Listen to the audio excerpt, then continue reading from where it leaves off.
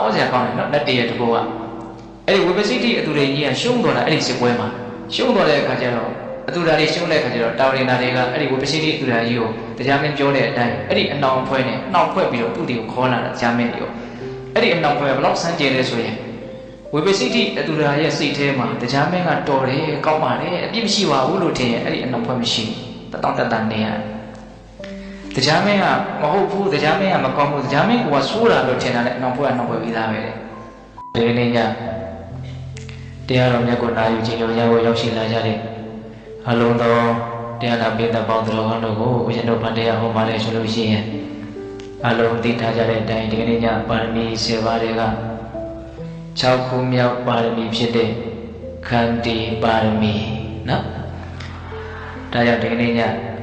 ခန္တီပါရမီနဲ့ပတ်သက်တဲ့တရားစကားတွေကိုနာယူခြင်းကြမယ်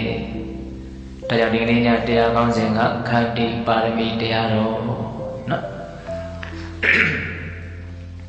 ဒီတရားဒေသနာတော်ကိုမဟောကြားသေးခင်မနာကြားသေးခင်မှာတရားတော်အလုံးကိုဟောကြားတော်မူခဲ့တဲ့ဘုရားရှင်ကိုတော်မြတ်ရဲ့အင်မတန်အေးချမ်းကြည်လင်တော်မူတဲ့မဟာကရုဏာကိုသိစရာတရားလုံးစုံကိုသိတော်မူမြင်တော်မူတဲ့သဗ္ဗညုတဉာဏ်ဒီဟုသောပညာကိုဒုမဟာကရုဏာကိုပညာကိုနှစ်ပါးစုံတို့ဖြင့်ပြည့်စုံတော်မူတဲ့ဘုရားရှင်ကိုတော်မြတ်ကိုယုတိမြတ်တို့ရှိခိုးပူဇော်ကြအောင်စုအလုံးလက်အုပ်ချီးမူပြီးတော့အာရုံပြုကြရအောင်ကရုဏာတိတလဟရယံပညာပေဇောတဝိဟတမောဟဓမ္မသာနရမရလောကကရုဝန္တိဒုက္ကတဂတိဝိမု क्त ကရုဏာတိတလဟရယံမဟာကရုဏာတော်ဖြင့်ဤမြသောစိတ်နှလုံးလည်းရှိတော်မူပါပေထသောပညာပေဇောတဝိဟတမောဟဓမ္မအရဟတမတိဟုသောအယံဝလင်းဖြင့်အဝိဇ္ဇာတိဟုသောအမိုက်မောင်ကိုဖေခွာတော်မူပြီးထသောသာနမရလောကကရောလူနတ်မြမတ္တဝါတန္တတို့ဤကြောင့်ဒီတန်တို့လေးကလေးပြုရာတဆူဒီသောဆရာသခင်လည်းဖြစ်တော်မူပါပေထသောဂတိဝိမု क्त ဒီဝမနုဿန်နေရနှင့်ပေတတရိစ္ဆာလာယရှိငါတန်သောဂတိတို့မှသည်ထိုတစ်ဖြင့်ကင်းလွတ်တော်မူပြီးထသော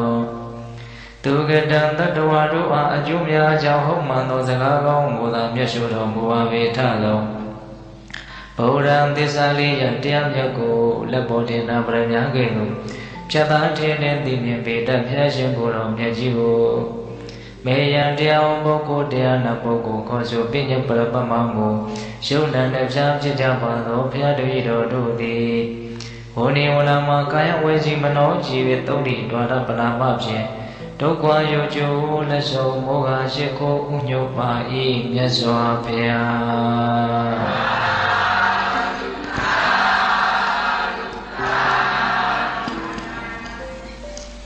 ခန္တီပါရမီတရားတော်တဲ့စတင်ပြီးတော့နာယူကြရအောင်နော်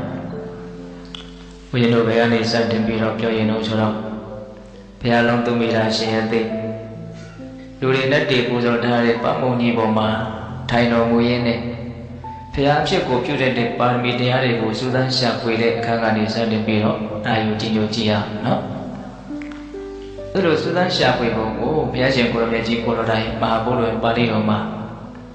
နာဟိတေဣတကယေဝဗုဒ္ဓဓမ္မဘဝိတ္တိအင်ကြီးပိဝိရှိနိတ္တမိယေဓမ္မဗောဓိပါစနာဖရာအဖြစ်ကိုပြုတဲ့တရားတွေဆိုတာဒါနသီလနိကမဝိရိယပညာတရားများလောက်သာမကပြီဘူးတဲ့နောက်ထပ်လည်းပဲရှိရလေဦးမယ်ပေါ့ဒါကြောင့်ဆက်လက်ပြီးတော့စူးစမ်းရှာဖွေတဲ့အခါမှာအင်ကြီးပိဝိရှိနိတ္တမိယေဓမ္မဗောဓိပါစနာတခြားသောဖရာအဖြစ်ကိုပြုတဲ့တရားတွေရှိရလေဦးမယ်ဆိုတော့ထပ်ပြီးတော့သူရှာဖွေရပေါ့ဝိရှိနန္တောတထာတက္ခိသတ္ထမခန္တိပါရမေပုပ္ပကေဟိမဟေတိဟိအာတေဝိတနိတေဝိတအဲ့ဒါလို့ဆက်ပြီးတော့စူးစမ်းရှာဖွေတဲ့အခါမှာရှေးတုန်းကဘုရားလောင်းတော်ကောင်းကြီးများအမြဲမပြတ်လေ့ကျင့်အပ်တဲ့ခန္တီပါရမီလို့ဆိုတဲ့6ခုမြောက်ပါရမီတရားတော်ကိုဘုရားရှင်ကိုရမေကြီးရဲ့အလောင်းတော်ဟာတွေ့ရှိတော်မူခဲ့တယ်ပေါ့အဲ့လိုတွေ့တဲ့အခါမှာဣမန္တောသတ္တမတာဝဒါနကတဝသမာတိယတထအဇိအတ္တဇဝဇနောတထအတ္တဇမန္တသောတံဘောဓိပပုနိတတိ အဲ့ဒီ6ခုမြောက်ဖြစ်တဲ့ခန္တီပါရမီကိုတရားကျင့်ကြံကြိုးကိုအထုတ်မယ်ဆိုလို့ရှိရင်ဗရဒမညာတပည့်ညုတဉာဏ်ကိုရပြီးတော့ဘုရားရှင်စေဧကံဖြစ်လိမ့်မယ်လို့ဒါသူကိုသူအဲ့ဒါလို့ဆုံးမတယ်ပေါ့အတော်ချင်းတို့ပေတကောင်းတော်တို့တခြားသောပါရမီတွေကိုဘုရားလောင်းတော်ကောင်းကြီးသူကိုသူကျင့်သုံးဖို့ဆုံးမတဲ့အခါမှာဥပမာလေးတွေပေးပြီးတော့ဆုံးမသလိုဒီခန္တီပါရမီမှာလည်းပဲဘုရားလောင်းကဥပမာပေးပြီးတော့ဆုံးမတယ်ပေါ့တော့ခန္တီပါရမီအရာမှာဥပမာပေးထားတဲ့နောက်ဥပမာတရားကဘာလဲဆိုတော့ယထာပိပထဝီနာမအတုစိန်ပိသူစိန်ပိစံသဗ္ဗတဟတိနိခိပံနာကရောတိပရိကတ္တယံဒီဥပမာလေးကအလွန်တရာမှကောင်းပါတယ်။ဘာပြောလဲဆိုတော့ဟောဒီမဟာပထဝီမြေကြီးဟာသူ့ရဲ့အပေါ်မှာစင်ကြယ်တာတွေကိုပဲဖြစ်ဖြစ်မစင်ကြယ်တာတွေကိုပဲဖြစ်ဖြစ်ဘာတွေကိုပဲပြစ်ချလိုက်အဲ့ဒီပြစ်ချလိုက်တဲ့အရာတွေရဲ့အပေါ်မှာနာကရောတိပฏิကတ္တယံအမျက်ထွက်တယ်တနာကျင်တာတယ်နော်ဒါမှမဟုတ်မမျက်နှိုးဘူးမျက်နှိုးတယ်ဆိုလေဒီလိုသဘာဝတရားသူ့မှာမရှိဘူးပေါ့နော်မြေကြီးပေါ်မှာစင်ကြယ်တဲ့အရာတွေဝဲပြစ်ချနောက်ပန်းနေနန္တာတွေဟုတ်လားမစင်ကြယ်တဲ့အရာတွေဖြစ်တဲ့ကျင်ကြီးချင်းငယ်သွေးပြေးတလိပ်စလွေးအစားရှိတဲ့အလိုအရာတွေပဲပြစ်ချဒီမြေကြီးဟာဘဒုကွယ်ပြချမ်းသာတဲ့တုံ့ပြန်ချက်ကိုသူမပြုတ်ဘူးပေါ့နောက်နာကရောတိပฏิကတ္တယံအစိတ်ထဲမှာသူ့မှာအမျက်ထွက်တယ်ဆိုတာလည်းမရှိဘူးညှက်နိုးတယ်ဆိုတာလည်းမရှိဘူးတဗ္ဗတဟတိနိခိပံဘာတွေပဲပြစ်ချလိုက်သူဟာဒီတိုင်းပဲခံနေတယ်အတိခံတယ်လို့သုံးနှုံးတာတော့မဟုတ်အတိခံတယ်ဆိုတာကတော့စိတ်ရှိတဲ့တတ္တဝါရဲ့မတုံ့ပြန်မှုကိုသုံးနှုံးတာသူကတော့စိတ်မရှိတော့သူ့ကိုဘာပြောတော့ဘာပဲပြစ်ချလိုက်သူကတော့မခံဘူးဆိုတာမရှိဘူးဒါခန္တီပါရမီနဲ့ပတ်သက်ပြီးတော့ရသော်ဖန်ပေးထားတဲ့တော့ကြတိထားပေါ်ရအကောင်းနဲ့ဥပမာတစ်ခုလို့ဆိုရပါစို့နော်မြေကြီးလို့သဘောထားရမယ်မြေကြီးပေါ်မှာဘာတွေပဲပြစ်ချလိုက်မြေကြီးဟာဘာမှမတုံ့ပြန်မဲနဲ့ခန်းနေသလိုဒီကမှတော့အရင်တို့တွေဟာလည်းပဲခန္တီပါရမီကိုအဲ့ဒီလိုဥပမာပေးပြီးတော့ဖြည့်ဆည်းရမယ်ပေါ့တတေဝတွန်ပိတပိတံ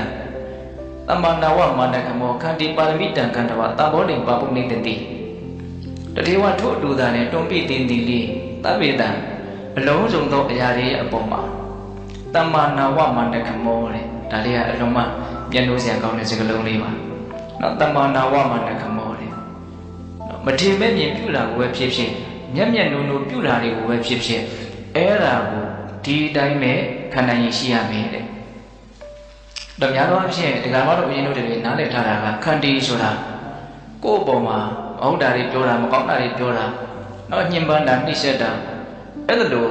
မကောင်းတာတွေကိုယ့်ပေါ်ပြုတ်လာတာကိုဒေါသမဖြစ်အောင်တိခတ်တဲ့အနေအထားကိုပဲခန္တီလို့နားလည်ထားကြတာဒါလည်းပဲဟုတ်ပါတယ်အဓိကကတော့အဲ့ဒါပဲ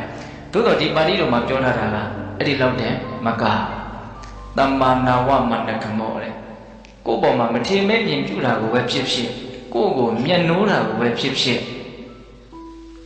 ဒေါသနဲ့လည်းမတုံ့ပြန်ရဘူးလောဘနဲ့လည်းမတုံ့ပြန်ရဘူးလို့ဆိုလိုတာတဲ့ပြောရရင်မကောင်းတာတွေကိုမှသိခံရတာမဟုတ်ကောင်းတာတွေကိုလည်းသိခံရမယ်လို့ပြောတာကောင်းတာကိုကြတော့သိခံတယ်ဆိုတဲ့အသုံးနှုန်းနဲ့မရှိဘူးမှမသုံးနှုန်းကြ။အော်ဆိုကောင်းတာကိုကြတော့လူတွေကအလုံးခံနိုင်တာ။ဒါပေမဲ့တကယ်စဉ်းစားကြည့်ရင်လောဘဖြစ်သွားပြီဒါရဲ့အပေါ်မှာကိုယ့်ရဲ့စိတ်ကလိုက်လျောမှုတွေကိုယ်ကလည်းတစ်ဖက်ပြန်ပြီးတော့နှစ်သက်မှုတွေမျက်နှာမှုတွေဖြစ်သွားပြီဆိုရင်အဲ့ဒါသိမခံနိုင်ရင်တစ်မျိုးပဲ။ဒါကြောင့်သိခံတယ်ဆိုတာမကောင်းတာတွေရဲ့အပေါ်မှာဒေါသမဖြစ်အောင်လုပ်နိုင်ရုံမျှနဲ့မပြည့်စုံသေးဘူး။ကောင်းတဲ့အနေအထားတွေနဲ့ပတ်သက်ပြီးတော့လည်းပဲစိတ်ထဲမှာလောဘမဖြစ်အောင်ထိမ့်သိမ်းနိုင်ဖို့လုပ်တယ်။ဒီမှာတော့အဓိကအဖြစ်တတ္တဝါတွေရဲ့အပေါ်မှာဒီကမှာတို့ပြင်းရဲ့ဘဝမှာကိုယ့်ကိုမျက်နှိုးတဲ့လူတွေရှိတယ်လို့မမျက်နှိုးတဲ့လူတွေရှိတယ်။ကိုယ်အကျိုးလိုလားတဲ့လူတွေရှိတယ်လို့ကိုယ်အကျိုးမလိုလားတဲ့လူတွေရှိတယ်။ရန်သူတွေရှိတယ်လို့မိတ်ဆွေတွေလည်းရှိမယ်ဆန့်ကျင်ဘက်ကိုယ့်ပေါ်မှာအမျိုးမျိုးသဘောထားတွေနဲ့ဆက်ဆံနေကြတဲ့လူတွေမရှိဘူးလားရှိတယ်။အေးအဲ့တော့မကောင်းတဲ့ဖြစ်ကိုယ့်ပေါ်မှာမလိုလားဘဲနဲ့ဆက်ဆံတဲ့လူတွေရဲ့အပေါ်မှာတီးခံဖို့လိုအပ်တယ်လို့ကိုယ့်ပေါ်မှာမျက်နှုံနဲ့တန်ဖိုးထားပြီးတော့ဆက်ဆံတဲ့လူတွေရဲ့ပုံမှာလည်းမလုပ်ဖို့လို့တိခံဖို့လိုသေးတာပဲအဲ့ဒါကြတော့ဒေါသမဖြစ်အောင်တိခံရတာကိုဆိုလိုတာမဟုတ်တဖန်ပြန်ပြီးတော့နှစ်သက်မှုတွေမျက်နှုံမှုတွေလောဘတွေနဲ့မတုံ့ပြန်ပဲနေနိုင်တာကိုတိခံတယ်လို့ဆိုလိုတာအဲ့ဒါကပိုတောင်ခံမလားမသိဘူးနော်စဉ်းစားကြည့်နော်ဒါကြောင့်ပြည်သက်ပေါင်းတော်တို့ဒါကတော့တက်ရှိတွေရဲ့ပုံမှာ ခန္တီပါရမီတရားနဲ့ပတ်သက်ပြီးတော့စဉ်းစားကြည့်တာပေါ့အဲ့တော့တကယ်ကတော့ဦးဇင်းတို့ပိဿပေါင်းတော်တို့ခန္တီပါရမီကိုပြည့်ပြည့်စုံစုံစဉ်းစားကြည့်မယ်ဆိုလို့ရှိရင်ကောင်းတဲ့လောကဓာတ်တွေပဲတွေ့တွေ့မကောင်းတဲ့လောကဓာတ်တွေပဲတွေ့တွေ့ဘယ်လိုလောကဓာတ်တရားတွေလည်းပဲတွေ့တွေ့ကိုယ့်ရဲ့စိတ်ထဲမှာလိုက်လျောမှုနှစ်သက်မှုမကျေနပ်မှုဆန့်ကျင်ကန့်ကွက်မှုဒီလောဘဒေါသမဖြစ်အောင်ဒီခန္ဓာမှသာနဲ့ဒါပြည့်စုံတဲ့ခန္တီလို့ဆိုရမှာဘုရားတို့ပါရမီ7ပါးထဲမှာနောက်ဆုံးဥပိ္ပခာပါရမီဆိုတာလေးနဲ့ဒီခန္တီပါရမီဆိုတာလေးကရောင်ရောင်လေးတူတယ်ဒါပေမဲ့မတူဘူးဆိုတာကိုဘုရားတို့အဲ့ဒီပါရမီကြောင့်လည်းခွဲခြားပြီးတော့ပြောမယ်ခန္တီပါရမီကသူကဖြစ်ပေါ်လာတဲ့အနေအထားကိုဘာပဲဖြစ်ဖြစ်သူကသိခံတာဥပိ္ပခာပါရမီကအဲ့လိုမဟုတ်ဘာပဲဖြစ်ဖြစ်သူကလစ်လျူရှုထားတာနော်တကယ်တွေ့ကြည့်ရင်အဲ့ဒီဥပိ္ပခာကပိုးပြီးတော့ခက်ခဲမယ်လို့ထင်တယ်အသိခံတယ်ဆိုတာကစကလုံးရဲ့အဓိပ္ပာယ်ကိုဒါရိုးရိုးလေးဦးဇင်းကစဉ်းစားကြည့်တာပါဒါကိုယ့်ရဲ့အတ္တတော်မတိကိုယ်ပိုင်အတွေးလို့ဆိုကြပါသိခံတယ်ဆိုတဲ့ကိုကစိတ်ထဲမှာတစုံတရာပြဿနာဖြစ်ပြီးတော့မှမကောင်းပါဘူးလေဆိုပြီးတော့သိခံလိုက်ရတဲ့အနေအထားရှိတယ်ဟိုကဥပိ္ပခာလစ်လျူရှုတယ်ဆိုတာသိခံစရာကိုသူကမလိုအောင်လုပ်ထားတာဟုတ်တယ်မဟုတ်လားဒါကြောင့်ဥပိ္ပခာကပို့ပြီးတော့နည်းနည်းခက်ခဲတဲ့သဘောရှိမယ်။ဘာတွေ့လို့မှသူ့မှာလောဘဒေါသမောဟမဖြစ်ဘူး။နော်ချမ်းသာတဲ့ဆင်းရဲတယ်ဆိုတာကိုသူကဖြစ်เสียအကြောင်းသိပြီးတော့မရှိဘူး။လစ်လျူရှုနိုင်တာ။သူကပို့ပြီးတော့မြင်မမယ်လို့ထင်တယ်ဒါကတော့ပြင်တွေးကြည့်တာ။ဒါကြောင့်ခန္တီဆိုတာဘာလဲလို့မေးရင်ပေတကောင်းတော်ကောင်းလို့တမနာဝမာနခမောကိုယ့်ပေါ်မျက်နှိုးတဲ့လူတွေမှာပဲဖြစ်ဖြစ်မမျက်နှိုးတဲ့လူတွေရဲ့ပုံမှာပဲဖြစ်ဖြစ်ခန္ဓာရည်ရှိစွာတုံ့ပြန်ရမယ်လောဘနဲ့လည်းမတုံ့ပြန်ရဘူးဒေါသနဲ့လည်းမတုံ့ပြန်ရဘူးဒါပေမဲ့ဒီနေရာမှာဦးဇင်းတို့မင်းကုန်းစတော်ဘုရားကြီးကညာတော်ဖြင့်တဲ့ခန္တီဆိုတာမြတ်စွာဘုရားအလောင်းတော်ကြီးကတော့ဘုရားရှင်ကိုရမေကြီးကိုတော်တိုင်ဒါပါဠိတော်မှာဒီတိုင်းပဲဟောတာလားဒါပေမဲ့တို့လောကမှာအသုံးများကြတာကတော့တိခန္ဓေဆိုတာစိတ်တူစရာမကျေနပ်စရာမကောင်းတဲ့အနေအထားတွေနဲ့ပတ်သက်လာရင်ဒေါသမဖြစ်အောင်စောင့်တည်ထိန်းသိမ်းတာကိုပဲတိခန္ဓေလို့သုံးများကြတယ်ပေါ့အဲ့ဒါကိုပဲအဓိကထားပြီးတော့စာရီပေတွေထဲမှာလည်းဖွင့်ပြကြတာပါပဲဟုတ်လားဒါကြောင့်ပိဿပေါင်းတော်တို့ခန္တီဆိုတာဘာလဲလို့ဆိုလို့ရှိရင်အဒေါသစေတသိက်ကိုဗျာကောက်တယ်လို့ဒီလိုဖွင့်ပြတဲ့ကျမ်းစာတွေလည်းရှိတယ်။နောက်အဓိကအဒေါသတိုင်းဒီခန္တီမဟုတ်တော့တယ်ပဲခန္တီကတော့အဒေါသဒါလေးတွေကဒါလေးလေးနဲ့ဦးဇင်းတော်ကအပြီးတမှရှုထောင်းကနေပြီးတော့တွေ့ရလေးတွေကိုပြောကြည့်တာပေါ့ဟုတ်လားအဲ့တော့ဒီကနေ့ညဒီခန္တီတရားရဲ့နောက်တဘာဝနဲ့ပတ်သက်ပြီးတော့ဒါဦးဇင်းတို့အများကြီးပြောဖို့စီစဉ်ထားတယ်နောက်ဒီနေ့ညတရားကပို့ပြီးတော့တောင်းမှရှည်မလားမသိဘူးဟုတ်လားနော်ဒါပေမဲ့ပြောစရာအကြောင်းချက်လက်တွေကတော့အများကြီးပဲတစ်ခုတစ်ခုကိုအသေးစိတ်ပြီးတော့ဦးဇင်းတို့မပြောနိုင်နော်နည်းနည်းချင်းစီပဲပြောမယ်ကျန်တာလေးတွေကပိဿပေါင်းတော့စဉ်းစားဖို့အတွက်ခြံထားမယ်ပေါ့ဟုတ်လားအဲ့တော့ဦးဇင်းပြောဖို့စီစဉ်ထားတာကနော်ခန္တီဆိုတာဘာလဲနော်ခန္တီရှိခြင်းရဲ့အကျိုးကျေးဇူးခန္တီမရှိခြင်းရဲ့အပြစ်အနာစာဒါတွေကိုပြောမယ်ပေါ့ပြီးတော့ဒီခန္တီတရားရှိဖို့အတွက်မြတ်စွာဘုရားဘလောက်တောင်ယဟန်တော်တွေတတ္တဝါတွေကိုနော်တိုက်တွန်းထားတယ်ဆုံးမထားတယ်ခန္တီနဲ့ပတ်သက်တဲ့နော်တုံ့တန်လေးတွေခန္တီနဲ့ပတ်သက်တဲ့နော်ဇတ်တော်တွေဒါတွေကိုဦးဇင်းတို့ပြောဖို့ဒါအများကြီးစီစဉ်ထားပါတယ်အဲ့တော့ဘယ်ကနေဦးဇင်းခုစပြီးတော့ပြောရင်တော့ဆိုတော့ဂါထာလေးတစ်ပုဒ်ရှိတယ်ခန္တီတရားနဲ့ပတ်သက်ပြီးတော့ခန္တီရဲ့အကျိုးကျေးဇူးကိုထင်ထင်ရှားရှားပြထားတာပေါ့လေ။ဘာပြောတာတော့ဆိုတော့တိလသမာဓိပညာနာခန္တီပဒါနာကာရဏတဗ္ဗေပိကုတလာဓမ္မခန္တေယယဝဝတ္တေဒီဘက်ကဘာပြောလို့ဆိုတော့တိလသမာဓိပညာနာခန္တီပဒါနာကာရဏတိလသမာဓိပညာလို့ဆိုတဲ့ဒီနိဗ္ဗာန်ရောက်ကြောင်းအကျင့်လမ်းကောင်းကြီးဟာခန္တီပဒါနာကာရဏတိခဏ်ရင်တရားတွေအဓိကအကြောင်းတရားရှိတယ်တဲ့။နောက်ဆိုလိုတာကတိလဖြစ်ဖို့အတွက်လည်းပဲတိခဏ်ရင်ဆိုတဲ့အကြောင်းတရားကိုအဓိကအကြောင်းခံရတယ်။တမာတိဖြစ်ဖို့ဆိုရင်လည်းပဲတိခဏ်ရင်ဆိုတဲ့ခန္တီတရားရှိမှရမယ်။ပညာဖြစ်ဖို့ဆိုရင်လည်းပဲတိခဏ်ရင်ခန္တီတရားရှိမှရမယ်။အဲ့တော့ခန္တီတိလတမာတိပညာဖြစ်ခြင်းရဲ့အဓိကအကြောင်းတရားကြီးလို့ဒီလိုပြောတာ။နော်။ဒါပေမဲ့တို့ဉာဏ်ရှိတဲ့ကိုယ့်ကိုစဉ်းစားအတိလတွေဘာကြောင့်ပြတ်သွားတာဆိုရင်မသိတိမခံနိုင်လို့ပြတ်သွားတာပဲဟုတ်တယ်မလားလောဘဒေါသရဲ့ဓာတ်ကိုတိမခံနိုင်လို့ပြတ်သွားတာပဲတမာတိတွေဘာကြောင့်မရှိတာဆိုတိမခံနိုင်လို့တမာတိမရှိတာပဲပညာတွေဘာကြောင့်မဖြစ်တောင်ဆိုတိမခံနိုင်တော့တိလမရှိတမာတိမရှိတော့ပညာကလည်းဆက်ဖြစ်စရာအကြောင်းမရှိတော့ဘူး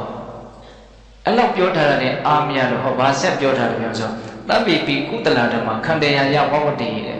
အလုံးစုံသောကုသိုလ်တရားတွေဟာခန္တီကိုအမိပြုအပ်မှလည်းကြီးထွားနိုင်ကြတယ်တဲ့ကဲသီလသမာဓိပညာသည်ခန္တီလည်းအဓိကကြတဲ့အကြောင်းတရားရှိတယ်အလုံးစုံသောကုသိုလ်တရားတွေဟာခန္တီဆိုတဲ့သိခံခြင်းကိုအမိပြုအပ်မှလည်းကောင်းစွာကြီးထွားနိုင်ကြတယ်တဲ့ဒါကြောင့်ပေတဘောသူတော်တို့ကုသိုလ်ကောင်းမှုတို့ဖြင့်ကြီးထွားလိုကြတဲ့ပုဂ္ဂိုလ်တွေအတွက်ခန္တီကိုအမိပြုဖို့မလိုလားလို့တယ်ဒီခန္တီတရားသိခံခြင်းတရားလက်ကင်ထားရမယ်ပေါ့ဒါလေးကလည်းဦးဇင်းအရင်စပြောတယ်ဟုတ်လားပြီးတော့ဦးဇင်းဗာဆက်ပြောခြင်းတော့ဆိုတော့ဘုရင်တို့အင်္ဂုတ္တပါဠိတော်မှာအခန္တီတုတ်တံဆိုပြီးတော့သိခံခြင်းရဲ့အကျိုးကျေးဇူးတိမခံခြင်းရဲ့အပြစ်အနာစာရသော်ဘုရားတုတ်တံလေးနှစ်စုံဟောထားတယ်နော်သိခံလို့ရှိရင်ဘလို့အကျိုးကျေးဇူးရမလဲတိမခံရင်ဘလို့အပြစ်အနာစာတွေရှိနိုင်လဲဆိုတာလေးဟုတ်လားအဲ့ဒီမှာဘုရင်တို့ပထမတုတ်တံမှာဗာပြောထားတယ်ဆိုတော့ဘဟုနောစနတအပိယောဟောတိအမနာဘောတဲ့နော်တိမခံခြင်းကြောင့်ရရှိမဲ့အပြစ်၅မျိုးမြတ်စွာဘုရားဟောတာပထမတုတ်တံမှာဘဟုနောစနတအပိယောဟောတိအမနာဘောတဲ့တိမခံတဲ့ပုဂ္ဂိုလ်ဟာတဲ့လူအများစုရဲ့မုံတီးတာမချစ်ခင်မနှစ်သက်မမျက်နှာမှုကိုသူခံရလိမ့်မယ်တဲ့လူမုံများတယ်လို့ဆိုလိုတာအားလေးမှတိမခံနိုင်ဘူးတိကနေရှိစိတ်ပဲတို့တယ်အလိုမကျတာပဲအမြင့်ပြနေတယ်အဲ့ဒီလူကိုပတ်ဝန်းကျင်မှာရှိတဲ့လူတွေကမနှစ်သက်တောင်းပြောတာနော်ဘဟုနောစနတလူတွေအများကြီးရဲ့အပိယောချစ်ခင်နှစ်သက်မှုကိုသူမရဘူးအမနာပေါ်မျက်နှာမှုကိုသူမရဘူးတဲ့လူမုံများတယ်တဲ့တိမခံနိုင်တဲ့ပုဂ္ဂိုလ်ဟုတ်လားပြီးတော့ဗာပြောလို့ဆိုတော့ဝေဒဘဟုလောစဟောတိဝိဇ္ဇဘဟုလောတဲ့ဝေဒဘဟုလောရံများတယ်တဲ့တိမခံနိုင်တဲ့လူသူအတိတ်ကလေးရှိပြောနေတော့တစ်ဖက်သူကလည်းသူ့ပြန်ပြောမှာပဲအဲ့ဒါနဲ့သူ့ဘဝမှာရံဖြစ်နေရတာလည်းပဲအချိန်ကြီးအများကြီးကုန်နိုင်တယ်အတိမခံနိုင်တဲ့လူတွေကရံဖြစ်နေရတာလည်းပဲအချိန်ကုန်တယ်ရံဖြစ်ပြီးရင်ပြီးတော့လည်းမောပြီးတော့ကြံရတဲ့ဘာမှလည်းပဲကောင်းတာကောက်ပိုင်လိုက်စားတခုမှလည်းမကြံဟုတ်လားဝေဒဘဟုလောစဟောတိဝိဇ္ဇဘဟုလောတဲ့တတိယမှာဆိုဝိဇ္ဇဘဟုလောအပြစ်လွန်များတယ်တဲ့တိမခံနိုင်တဲ့လူကတိမခံနိုင်တော့ပြောချင်ရင်ပြောမှာပဲလေနော်ယုံညံ့တဲ့ဝစီကံတွေအတားကြီးဖြစ်နိုင်တယ်ပေါ့အထူးသဖြင့်နော်စိတ်ကောင်းတဲ့လုံကောင်းရှိတဲ့ပုံကိုယ်တွေရဲ့ပုံမှာပြောမိမယ်ဆိုရင်အပြစ်ကပို့ပြီးတော့ကြီးနိုင်တယ်ပေါ့ဒါကြောင့်တိမခံနိုင်တဲ့ပုံကိုယ်ဟာလူတွေရဲ့မုံတီးမှုကိုခံရလိမ့်မယ်လူမုံများတယ်ရံများတယ်အပြစ်များတယ်အတ္တမုံတမ္မုံလောကလံကရောတိတဲ့တေဂာလေးမှာတွေ့တွေ့ဝေတရားရတဲ့ဝါရှောက်လုံးဒေါသတွေနဲ့ပဲကြီးထွားလာတာနေလာတာဆိုတော့နောက်လာရတယ်အများကြီးရှင်းနိုင်တယ်ကြီးကြီးလေးနဲ့မတရားနိုင်ဘူးဘဝရဲ့အနေအထားတွေကိုစီစစ်ဝေဖန်ကြည့်တဲ့အခါမှာနေစဉ်ခါမှာဖြစ်တဲ့အခက်ခဲတဲ့သေစဉ်ခါမှာဖြစ်တဲ့အခက်ခဲကပိုးပြီးတော့အများကြီးကြီးကျယ်တယ်အဲ့ဒါတော့နားလည်ဖို့လိုတယ်နော်အဲ့တော့နေစဉ်ခါမှာဖြစ်တဲ့အခက်ခဲလေးကိုတော့တိမခံနိုင်ဘူးဆိုတော့ပုဂ္ဂိုလ်တယောက်တည်းတေဂာနီးမှာဖြစ်မဲ့အခက်ခဲကိုသူတေချာအောင်ဒီပါတိမခံနိုင်တော့ဘူးလို့အစဉ်ကတော့မြင်တယ်နော်နေစဉ်တိမခံနိုင်တဲ့ကိစ္စလေးတွေကိုပြန်စဉ်းစားကြည့်လေကောင်းတယ်အားလေးတွေကိုတိမခံနည်းနည်းလေးကိုမခံနိုင်ဘူးခက်နေတာတို့တွေကအများကြီးကိုမပြောနဲ့နော်တော့မြေကြီးတော့ကြီးလောက်ရမယ်လို့မဆိုလိုပါဘူးဟုတ်လားအဲ့ဒါကဘုရားလောင်းတော်ကောင်းကြီးများအထွတ်အထိပ်ကျင့်ကြတာပေါ့နော်အဲ့ဒါလောက်ကြီးမဆိုလိုပါဘူးဒါပေမဲ့လူတွေဟာနည်းနည်းလေးတောင်ပြောလို့လည်းမရဘူးပြင်လို့လည်းမရဘူးများတော့အဖြစ်ဟုတ်လားအဲ့တော့နေစဉ်ခါမှာတွေ့တဲ့အခက်အခဲလေးတွေတောင်တိမခံနိုင်တဲ့ပုဂ္ဂိုလ်တယောက်ဒီနေစဉ်ခါမှာတွေ့ရတဲ့အလုံးကြီးကျယ်တဲ့အခက်အခဲနဲ့တွေ့ရင်တေချာတော့တိမခံနိုင်တော့ဘူးလို့ဒါကဥစဉ်ကမြင်တယ်ဒါကြောင့်တေဂာလေးမှာသူစင်နေရဲတင်ရတတ်တယ်တန်မုံလောကလံကတော့ဒီတွေ့တွေ့ဝေဝေမိုက်မဲတင်ရတတ်တယ်အဲ့လိုသိမယ်ဆိုရင်ဘာဖြစ်မလို့ကာယတပေရပရမရဏဒုက္ခတေဝိနိပန္တနိရိယဥပပစ္စတိတွေ့တွေ့ဝေဝေသိကြတဲ့ပုဂ္ဂိုလ်တို့ရဲ့တောရလံဖြစ်တဲ့အပေလေးပုံကိုရောက်သွားတဲ့တဲ့အဲ့ဒါပထမသုံးတန်မှာပြောထားတဲ့အပြစ်၅မျိုးလူမုံများတယ်ရံများတယ်အပြစ်များတယ်တေဂာနိမှာတွေ့တွေ့ဝေဝေသိရတယ်ယုံညံ့တဲ့ဘဝတွေကိုရောက်တတ်တယ်အဲ့ဒါနဲ့ဆန့်ကျင်ဘက်တိခံပဲဆိုရင်တော့အဲ့ဒီ၅မျိုးရဲ့ဆန့်ကျင်ဘက်နော်လူကြီးလူငယ်များမယ်ရံမများဘူးအပြစ်မများဘူးတေဂာနိမှာကြီးကြီးလေးလေးသေးရမယ်ကောင်းမြတ်တဲ့ဘဝတွေကိုရောက်နိုင်တယ်ဒါကပထမသုတ်တန်တစ်စုံမြတ်စွာဘုရားဟောတာနောက်သုတ်တန်တစ်စုံရှိသေးတယ်တိခံခြင်းရဲ့အကျိုးကျေးဇူးတိမခံခြင်းရဲ့အပြစ်ပေါ့အဲ့ဒီမှာပြောထားတာကပထမပြောလိုက်တဲ့အပြစ်ကတော့အတူတူပဲဘဟုနောဇနတအပိယောဟောတိအမနာဘောလူမုံများမယ်ဒုတိယနဲ့တတိယပြောတဲ့အပြစ်ကျတော့မတူဘူးဘာပြောတော့ဆိုတော့လုံဒေါသဟောတိဝိပတိတာတိမခံတဲ့ပုဂ္ဂိုလ်ဟာတဲ့လုံဒေါသဟောတိအလွန်ကြမ်းထမ်းတယ်တဲ့ သူ့ရဲ့အမူအရာအပြောဆိုသူ့ရဲ့စိတ်တွေဝါစာအထိမခံကြွေပကံဖြစ်နေခက်ထန်ကြမ်းထန်တယ်အလွန်ကျွတ်ဆက်တဲ့သဘောရှိတယ်ဘာလေးနဲ့မှသူ့ကိုထိလို့မရအလွန်ကြမ်းနေတယ်လှုပ်တာတချို့မြင်ရတဲ့အမူအရာလေးကြည့်ရတာနူးညံ့လို့ရှိတယ်ဒါပေမဲ့စိတ်ကအလွန်ကျွတ်ဆက်တာတွေရှိတယ်အတိမခံတဲ့အလေးချိန်ကြီးနဲ့နေနေတော့သူ့ရဲ့စိတ်တွေဘာဖြစ်တော့ကြမ်းန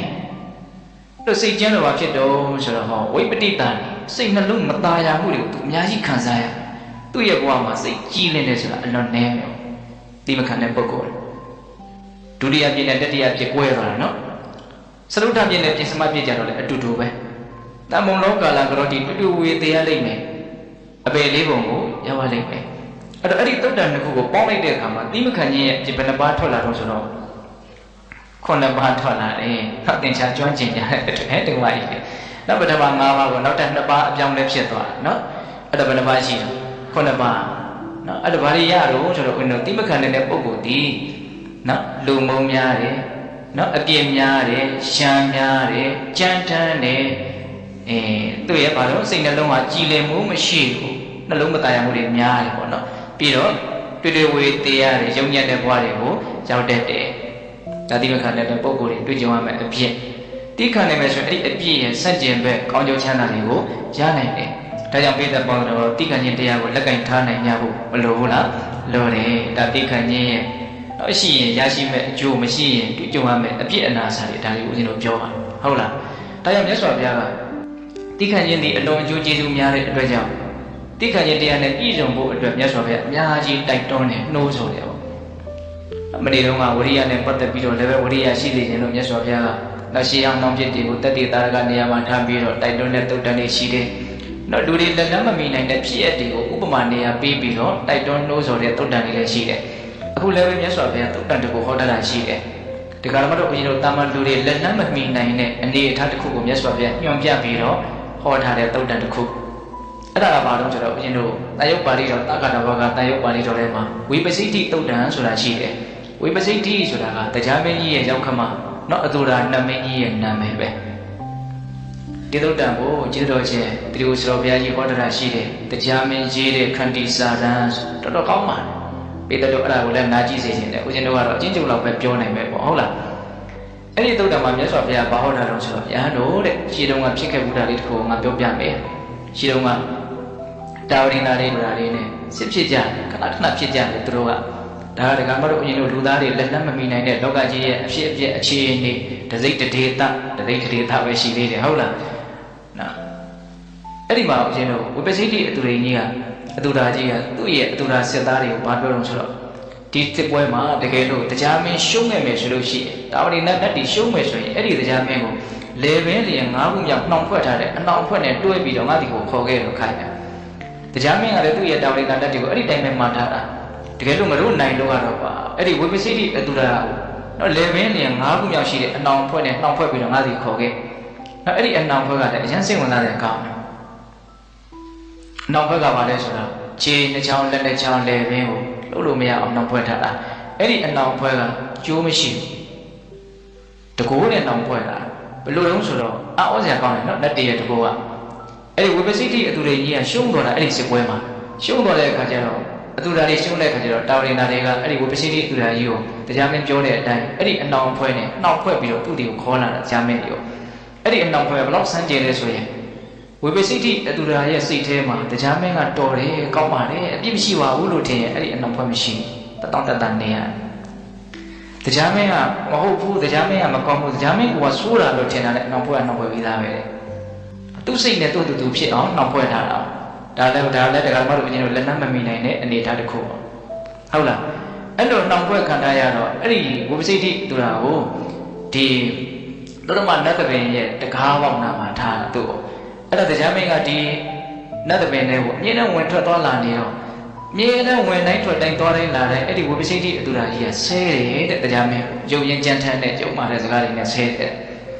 အဲ့လိုဆဲတာကိုတရားမင်းဘာမှပြန်မပြောဘူးနားကိုမထောင်ဒီတိုင်းသွားအဲ့လိုတရားမင်းကိုဆဲပါများတဲ့အခါကျတော့တရားမင်းကဘာမှမဖြစ်ပါဘဲနဲ့တရားမင်းရဲ့ဘေးမှာရှိတဲ့မာတတိကတိုးမှမခံနိုင်အဲ့ဒါနဲ့တရားမင်းနဲ့တွေ့တဲ့အခါကျတော့မာတတိကအားပြောတော့ဆိုတော့အရှင်တရားမင်းတဲ့ဒါကဆဲပါများလို့မနေနိုင်လို့သူပြောတော့လား အခုဝိပဿိကဝင်တိုင်းထွက်တိုင်းအမြဲရှဲနေတယ်အဲ့ဒါတရားမင်းကဒီတိုင်းကြီးနေတယ်အဲ့ဒါကြောက်လို့လားတဲ့ဒါမှမဟုတ်အားမျက်မရှိလို့လားတဲ့သိလားတရားမင်းကဒီလိုဘာမှမတုံ့ပြန်ပဲနဲ့နေတာအဲ့ဒီဝိပဿိကိုကြောက်လို့လားတဲ့ဒါမှမဟုတ်တုံ့ပြန်နိုင်တဲ့အားမရှိလို့လားတဲ့ဒီလိုသိခံနေတာကြောက်လို့သိခံတာလားအားမရှိလို့သိခံတာလားမရှင်းနိုင်လို့သိခံတာလားလို့မေးတာအဲ့တော့တရားမင်းကတော့အေးစီသေးပါပဲဘာပြောလို့ဆိုတော့မဟုတ်ပါဘူးတဲ့ငါကြောက်လို့သိခံနေတာလည်းမဟုတ်အားမရှိလို့သိခံနေတာလည်းမဟုတ်ဘူးတဲ့ငါလိုပညာရှိတဲ့ပုဂ္ဂိုလ်တယောက်ဟာဘာကြောင့်ဒီလိုလူမိုက်နဲ့တုပြီးတော့ဖက်ပြိုင်နေရမှာလဲတဲ့ဒါသူအရင်စပြောတယ်ဒါလည်းစဉ်းစားရကောင်းတာပဲဦးဇင်းကတော့နော်ဒီကတော့ဦးဇင်းတို့တွေတခါတလေရံဖြစ်ကြတာရှိတယ်နော်ညင်ညာခုံကြတာရှိတယ်တိမခံနိုင်ကြတာတွေရှိတယ်အဲ့လိုရံဖြစ်ကြတဲ့ညင်ညာခုံကြတဲ့တစ်ဖက်လူတဲ့ကိုသားတယ်လို့တော့ထင်နေတာပဲအဲ့လိုထင်နေလို့ငါဟုတ်တယ်သူမဟုတ်ဘူးဆိုပြီးတော့အသာသေးရအောင်လုပ်ကြတာပေါ့တကယ်လေကတူပြီးတော့ပြောကြပြီညင်းကြပြီရံဖြစ်ကြပြီဆိုရင်တော့တိတ်ပြီးတော့မထူးပါဘူးအဲ့ဒီလူနှစ်ယောက်ကအဲ့ဒီအနေထားမှာတိတ်ပြီးတော့မထူးဘူးဒါပေမဲ့ခက်တာကနှစ်ယောက်စလုံးကသူ့ထက်ငါသားတယ်လို့ထင်နေတာဟုတ်လားအဲ့ဒါကိုကလည်းမထူးဘူးလို့ပြောရမလို့ရှိတယ်ခုတရားမပြောတာကြည့်နော်ငါလိုပညာရှိတဲ့ပုဂ္ဂိုလ်တရားဘာကြောင့်အဲ့လိုလူမိုက်နဲ့တူပြီးတော့ဖက်ပြိုင်နေရမှာလို့မတူဘူးဆိုတာကို तू ကဘယ်လိုတက်တည်ပြတာလဲတူမနေဘူးပြောမနေဘူးဆိုတာနဲ့တက်တည်ပြတာနော်လူတွေကတူဖက်ပြီးတော့ပြောရင်လည်းဒါပေမဲ့တူတယ်လို့တော့မတင်ဘူးအမှန်ကဘယ်လိုဖြစ်လဲတူတယ်နော်အဲ့ဒီကိစ္စမှာတော့အတန်ညင်းသိမ့်မကွာလို့ညင်းနေကြတာဟုတ်တယ်မဟုတ်လားအေးထားတော့အဲ့တော့ဉာဏ်မြတ်အဲ့လိုပြောတာငါကြောက်လို့လည်းမဟုတ်ဘူးအားမရှိလို့လည်းမဟုတ်ဘူးနော်တူဖက်ပြီးတော့ငါမပြောချင်လို့သိခံနေတာအဲ့လိုပြောတဲ့အခါကျတော့မာတတိကဘာပြန်ပြောပြန်လို့ဆိုတော့ဉာဏ်မြတ်တဲ့လူမိုက်တွေဆိုတာသူတို့မိုက်မဲမှုသူတို့ရဲ့မကောင်းမှုတွေကိုဉာဏ်ရှိတဲ့လူတွေကမတားမြစ်ဖို့ဆိုရင်သူတို့မှပို့ပြီးတော့ပျက်စီးသွားနိုင်တယ်တဲ့သူတို့ရဲ့မိုက်မဲမှုတွေနဲ့ဒါကြောင့်ဉာဏ်ရှိတဲ့ပုဂ္ဂိုလ်တွေကမိုက်မဲတဲ့ပုဂ္ဂိုလ်တွေကိုပြင်းထန်တဲ့ဓာတ်နဲ့နှိပ်ကွက်တဲ့တဲ့ဟောဒါကလောကကြီးရတော့အလုံးကလက်ခံကြမဲ့အမြင်တစ်ခုလို့အရင်ထင်ပါတယ်နောက်မိုက်မဲတဲ့ပုဂ္ဂိုလ်တွေကိုအသိဉာဏ်ရှိတဲ့ပုဂ္ဂိုလ်တွေကမှမထိန်ချုပ်ဘူးဆိုရင်သူတို့ဟာအများကြီးပျက်စီးသွားနိုင်တယ်ဒါကြောင့်သူတို့ကိုပညာရှိတဲ့ဉာဏ်ရှိတဲ့ပုဂ္ဂိုလ်တွေဟာနှိပ်ကွက်တဲ့နေတယ်အဲ့ဒါကိုသူဘယ်လိုသုံးလို့ဆိုရင်ပြင်းထန်တဲ့ဓာတ်ပေးပြီးတော့နှိပ်ကွက်တဲ့နေလို့ဘယ်လိုပြောတာဒါမှသူတို့ငြိမ်သွားမယ်ပေါ့ဒီအမြင်ကတော့လူတော်တော်များများထောက်ခံတယ်နော်ဒါလောကရဲ့အမြင်ပေါ့ဟုတ်လားအဲ့တော့တရားမင်းကဘာပြောလို့ဆိုတော့အေးတဲ့မင်းဘာပဲပြောလူတယောက်အမျက်ထွက်တယ်တစ်ဖက်လူကအမျက်ထွက်တယ်ဆိုရင်ကိုကအဲ့ဒါကိုသိပြီးတော့တတိကလေးနဲ့ကိုငြိမ်းအေးအောင်နေလိုက်မယ်ဆိုရင်ကိုအဲ့ဒီငြိမ်းအေးစွာနေလိုက်တဲ့နေခြင်းကအဲ့ဒီလူကိုတားမြစ်ပြီးသားဖြစ်တယ်လို့ငါထင်တယ်တဲ့ဟောဒါကပိုးပြီးတော့နုညံ့သိမ့်မွေတယ်နုညံ့သိမ့်မွေသည့်အလျောက်ပိုးပြီးတော့နားလည်ဖို့လည်းခက်တယ်ဦးဇင်းကဒီသုတ်တံကိုဖတ်ကြည့်တယ်ဒီခန္တီနဲ့ပတ်သက်ပြီးတော့လည်းမကြာခဏစဉ်းစားမိတယ်ပေါ့နော်ခန္တီဆိုတာကလေရှင်းသုံးဖို့ဆိုတဲ့အဆင့်ကိုမပြောနဲ့နော်နားလည်ဖို့ဆိုတဲ့အဆင့်တော့သိမလွယ်ဘူးလို့ထင်တယ်နားမလည်လို့လူတွေကများသောအားဖြင့်လက်မခံနိုင်ကြတာလက်မခံနိုင်လို့သိပြီးတော့လည်းမကျင့်သုံးကြတာနော်တိခံရမယ်ဘာဖြစ်ဖြစ်ခေါင်းငုံပြီးတော့ခံရမယ်ဆိုတာဒါကြီးသဘာဝမကျဘူးလို့ပဲထင်ကြတာပဲများတယ်ဒီတိခံခြင်းတရားဟာလိုအပ်တယ်လုပ်ကိုလုပ်ရမယ်ဆိုတဲ့အမြင်မျိုးဒီလိုရှိဖို့ဆိုတာဒီခန္တီရဲ့သဘောတဘာဝကိုကောင်းအောင်နားလည်မှဖြစ်တာဒါတိုင်းတော့လည်းဖြစ်လေတိခံနိုင်ကြတယ်လို့ရှိတယ်ဒါပေမဲ့ခန္တီရဲ့သဘာဝကိုပြည့်ပြည့်ဝဝနားလည်ဖို့ဆိုတာမလွယ်ဘူးလို့ကိုယ်ချင်းကတော့အဲ့လိုထင်တယ်ဟုတ်လားအခုပြောရင်နော်တရားမင်းပြောနေတာဟုတ်လားဒေါသဖြစ်လာတယ်ဒေါသဖြစ်เสียကြုံလာတယ်ဒေါသမဖြစ်ဖဲနဲ့တတိကလေးနဲ့ကိုငြိမ်းအေးအောင်နေလိုက်မယ်ဆိုရင်အဲ့ဒီငြိမ်းအေးအောင်နေလိုက်တဲ့နေခြင်းကိုကတစ်ဖက်လူကိုတားမြစ်ပြီးသားဖြစ်တယ်တဲ့အဲ့ဒီလိုသူမြင်နေတယ်အဲ့လိုပြောတဲ့အခါကျတော့မာတတိကနားမလဲလို့လားဘလို့အကြောင်းကြောင့်မဲတော့မသိဘူးသူဘာပြန်ပြောတော့သူပြောတာနည်းနည်းတော့လွန်တယ်လို့ဆိုရတရားမင်းတဲ့တင်ပါပဲပြောကျုပ်ကတော့တိခံခြင်းတရားမှာအပြစ်ပဲမြင်တယ်နော်ဆိုလိုတာကတိခဏဟာကောင်းကိုမကောင်းဘူးလို့ကိုသူမြင်နေတဲ့ခင်။တိခဏချင်းဟာကောင်းကိုမကောင်းဘူးလို့မြင်နေတဲ့။တိခဏချင်းမှာအပြစ်ပဲမြင်နေတဲ့။ဘာဖြစ်လို့လဲဆိုတော့တဲ့လောကကြီးမှာလူတွေကတိခဏမှတိလို့ရှိရင်ပို့ပြီးတော့အနိုင်ယူခြင်းညနေတဲ့။ဥပမာရှုံးတဲ့နွားကိုနိုင်တဲ့နွားတွေကလိုက်ပြီးတော့တခါလေခွေကြတယ်လို့မျိုးပေါ့။ဟုတ်လား။ဒါကြောင့်တိခဏရတာကောင်းကိုမကောင်းဘူးတဲ့။ဒါသူ့ရဲ့အမြင်ပဲ။နောက်တိခဏမှတိလို့ရှိရင်နိုင်တယ်ဆိုပြီးတော့မလုပ်ကြဘူး။တော့ရှုံးတဲ့နွားရဲ့နောက်ကိုနိုင်တဲ့နွားတွေကဝိုင်းပြီးတော့လိုက်ကြတယ်လို့မျိုးလို့သူကဥမာနဲ့ပြောတာအဲ့လိုပြောတဲ့အခါကျတော့ဘုရားလောင်းကတရားမင်းကမာတတိကိုဘာပြောလို့ဆိုတော့အေးတဲ့မင်းငါ့ကိုကြောက်လို့သိခံတယ်လို့ပဲထင်တော့မကြောက်လို့သိခံတယ်လို့ပဲထင်ဘာကြောင့်ပဲထင်ဟောဒီလောကကြီးမှာ အကျိုးစီးပွားတွေထဲမှာကိုယ့်ရဲ့အကျိုးစီးပွားရရှိဖို့သာလေပရဏကြတယ်တဲ့နော်တရထပရမအတ္တအကျိုးရှိတယ်ဆိုတဲ့နေရာမှာကိုယ့်အတွက်အကျိုးရှိဖို့ရသည်ပရဏကြတယ်တဲ့အကျိုးစီးပွားကအကျိုးစီးပွားထဲမှာကိုယ်အကျိုးစီးပွားဟာအမှုမြတ်ဆုံးပဲတဲ့ဒါရောလက်ခံရလားစဉ်းစားကြည့်နော်တခြားစဉ်းစားကြည့်နော်အကျိုးစီးပွားတွေထဲမှာကိုယ့်အတွက်အကျိုးစီးပွားရှိဖို့ကအရေးကြီးဆုံးပဲအကျိုးစီးပွားဆိုတာလေစစ်မှန်တဲ့အကျိုးစီးပွားကိုရည်ညွှန်းတာဟုတ်ရဲ့လားကိုယ့်အတွက်ချမ်းသာဖို့အကျိုးစီးပွားရှိဖို့အတွက်ကိုယ်ကမလုပ်ရင်ဘယ်သူကလုပ်ပေးမလို့အကျိုးမှလုပ်မပေးဟုတ်တယ်မဟုတ်လားအေးအဲ့တော့ကိုယ့်အတွက်အကျိုးရှိဖို့ဆိုလို့ရှိရင်လည်းခန္တရားဘေယောနဝိစတိတိခံခြင်းတရားတဲ့ကိုယ့်အတွက်အကျိုးရှိနေတာဒီပြင်တရားတစ်ခုမရှိဘူးတဲ့ဆိုလိုတာကတိခံခြင်းဒီကိုယ့်အတွက်အကျိုးအရှိဆုံးတရားပဲဒါကြောင့်ကိုယ့်အတွက်အကျိုးအရှိဆုံးတရားဖြစ်မဲ့တိခံခြင်းတရားကိုလက်ကင်ထားပြီးတော့အကောင်းဆုံးအကျိုးစီးပွားဖြစ်တဲ့ကိုယ်ကျိုးစီးပွားကိုကိုယ်ကရအောင်ရှာရမယ်လို့သူကအဲ့လိုပြောတာဘယ်သူတွေကဘယ်လိုပဲထင်တိခံလိုက်မှသာနဲ့ကိုယ့်အတွက်တကယ်အကျိုးရှိမယ်လို့ပြောတာဟုတ်လားအဲ့လိုပြောပြီးတော့သူကဆက်ပြောလို့ဆိုတော့ပါတလီတဲ့လောကကြီးမှာကိုကအားရှိပါလက်ခင်နဲ့အားမရှိတဲ့ပုဂ္ဂိုလ်ကိုတိခံမှသာနဲ့အဲ့ဒီတိခံခြင်းဟာမြတ်သောတိခံခြင်းလို့ဆိုရပေတယ်ဆိုတော့ကိုနိုင်တယ်ဒီလိုကိုအစသာရရှင်းမယ်ဆိုလို့ရှိရင်အဲ့ဒီလိုနိုင်ပါလက်ခင်နဲ့ငုံပြီးတော့တိခံတဲ့တိခံခြင်းမျိုးကအမြတ်ဆုံးပဲတဲ့ကိုအားမရှိလို့တိခံရတယ်ဆိုတာကတော့အားမရှိတဲ့လူကတော့အမြဲတမ်းတိခံနေရတာပဲတဲ့အဲ့ဒါကတော့မြတ်တယ်လို့အဆိုနိုင်ဘူးတစ်ဆက်တည်းသူကဆက်ပြောလို့ဆိုတော့လူမိုက်တည်းရဲ့အားတကယ်အားမဟုတ်ဘူးတဲ့လူမိုက်တွေကသူအားရှိတယ်လို့ထင်ကြတာပေါ့တကယ်တမ်းမှတွေ့ကြုံလာတဲ့အခြေအနေတွေနဲ့ပတ်သက်ပြီးတော့တတိကလေးနဲ့ငြင်းအေးအောင်နေတတ်မှသာလေအဲ့ဒီအားတကယ်အားအစ်စ်ပဲလို့သူပြောတာဟုတ်လားအဲ့ဒီမှာဦးဇင်းတို့နောက်ထပ်သူဆက်ပြီးတော့ပြောတယ်ဂါထာလေး၃ပုဒ်အဲ့ဒါတွေကတော့ဦးဇင်းကအရန်ကိုသဘောကျတယ်ခငယ်ငယ်ကစပြီးတော့အဲ့ဒီဂါထာလေး၃ပုဒ်ကတော့စိုးရနေတယ်ပေါ့လေဘာပြောထားတော့ဆိုတော့တတ္တေဝတေနပပိယောယောကုတ္တံပတိကုဇ္ဇတိကုတ္တံအပတိကုဇ္ဇံတောသင်္ကာမေစီတိဒုစီယနော်ဒီဘက်ကဘာပြောလို့ဆိုတော့လူတယောက်အမျက်ထွက်တယ်ကိုယ့်ပေါ်မှာမဟုတ်တာလုပ်တယ်ဒေါသတွေနဲ့အဲ့ဒါကိုကိုကသိပြီးတော့ဟောအမျက်မထွက်အောင်မထိန်နိုင်ပဲနဲ့အမျက်ထွက်တဲ့လူကိုပြန်ပြီးတော့အမျက်ထွက်မယ်ဆိုလို့ရှိရင်အဲ့ဒါရှင်းအရင်အမျက်ထွက်တဲ့လူတွေနောက်ထပ်ပြီးတော့အမျက်ထွက်တဲ့လူကပို့ပြီးတော့ပိုင်မဲတယ်တဲ့ဟုတ်လားအဲ့ဒီလူတရားအမျက်ထွက်တာကိုသိပြီးတော့ကိုကအမျက်မထွက်ဖက်နဲ့ထိန်းနိုင်မယ်ဆိုရင်တော့အလွန်တရာအောင်နိုင်ခဲ့တဲ့စစ်ပွဲကိုအောင်နိုင်တယ်လို့ဆိုရတယ်တဲ့နော်ဒီလူကမကောင်းလို့ကိုကပြန်မကောင်းမယ်ဆိုရင်ကိုကသူ့တက်ပိုးဆိုးတယ်တဲ့သူကလည်းပဲအကြောင်းတစ်ခုခုကြောင့်ကိုယ့်ကိုပေါ်မှာဆိုးလိုက်တာပဲကိုကလည်းပြန်ဆိုးတယ်ဆိုရင်ကိုလည်းပဲဒါသူဆိုးလို့ဆိုတဲ့အကြောင်းကြောင့်ပြန်ဆိုးလိုက်တာပဲအကြောင်းတရားတွေကမတူပေမဲ့လို့ဆိုးကြတာချင်းတော့အတူတူပဲဒါပေမဲ့နောက်လူကိုဘာကြောင့်ပိုးဆိုးတယ်လို့ပြောရတယ်လေနောက်လူကဒီမှာမြင်းနေရတယ်ဒီလူဒေါသဖြစ်လို့ပူလောင်ဆင်းနေရဆိုမြင်းနေမှလက်ကင်းတယ်အဲ့ဒီလမ်းကြီးကိုဝတ်ဆက်လိုက်တာသဘောပေါက်လားကိုယ်ပေါ်လာပြီးတော့ဒေါသတွေနဲ့ပြောဟဲဆိုရဲလုပ်တယ်သူ့မှာဒေါသကြောင့်ပူလောင်နေတာကိုသိတယ်သိပါလေနဲ့ကိုယ်ကလည်းပဲသူ့လမ်းစဉ်ပဲထပ်ပြီးတော့လိုက်တယ်ဒေါသတွေနဲ့ပြန်ပြီးတော့တုံ့ပြန်မယ်ပြောချုံမယ်ဒေါသဖြစ်တာချင်းဖြစ်ကြတာချင်းအတူတူပဲအကြောင်းတရားတော့မတူဘူးသူကတော့အကြောင်းတစ်မျိုးကြောင့်ဒေါသဖြစ်မယ်ကိုကတော့သူဒေါသဖြစ်လို့ကိုဒေါသဖြစ်တယ်ဟုတ်လား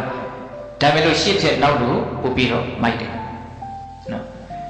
ရှစ်လူအမျက်ထွက်ပါလေနဲ့နောက်လူကအမျက်မထွက်အောင်ထိန်းနိုင်မယ်ဆိုရင်တော့အလွန်တရာအောင်နိုင်ခဲ့တဲ့စစ်ပွဲကိုအောင်ရရောက်တယ်ဟုတ်လားဒါကိုပြောတာနော်ဒါကြောင့်တတ္တေဝတေနပပိယောယောကုတ္တပတိကုဇ္ဇတိကုတ္တမပတိကုဇ္ဇံတို့သင်္ကာမေစီတိဒုစေကြ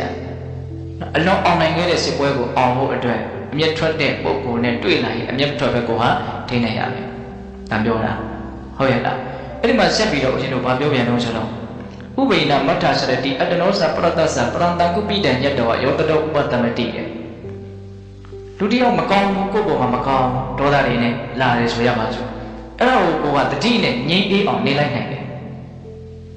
်နော်ပရန္တကုပိတံညတ္တောပါသူအမျက်ဒေါသတွေဖြစ်နေတယ်ဆိုတော့ကိုသိတယ်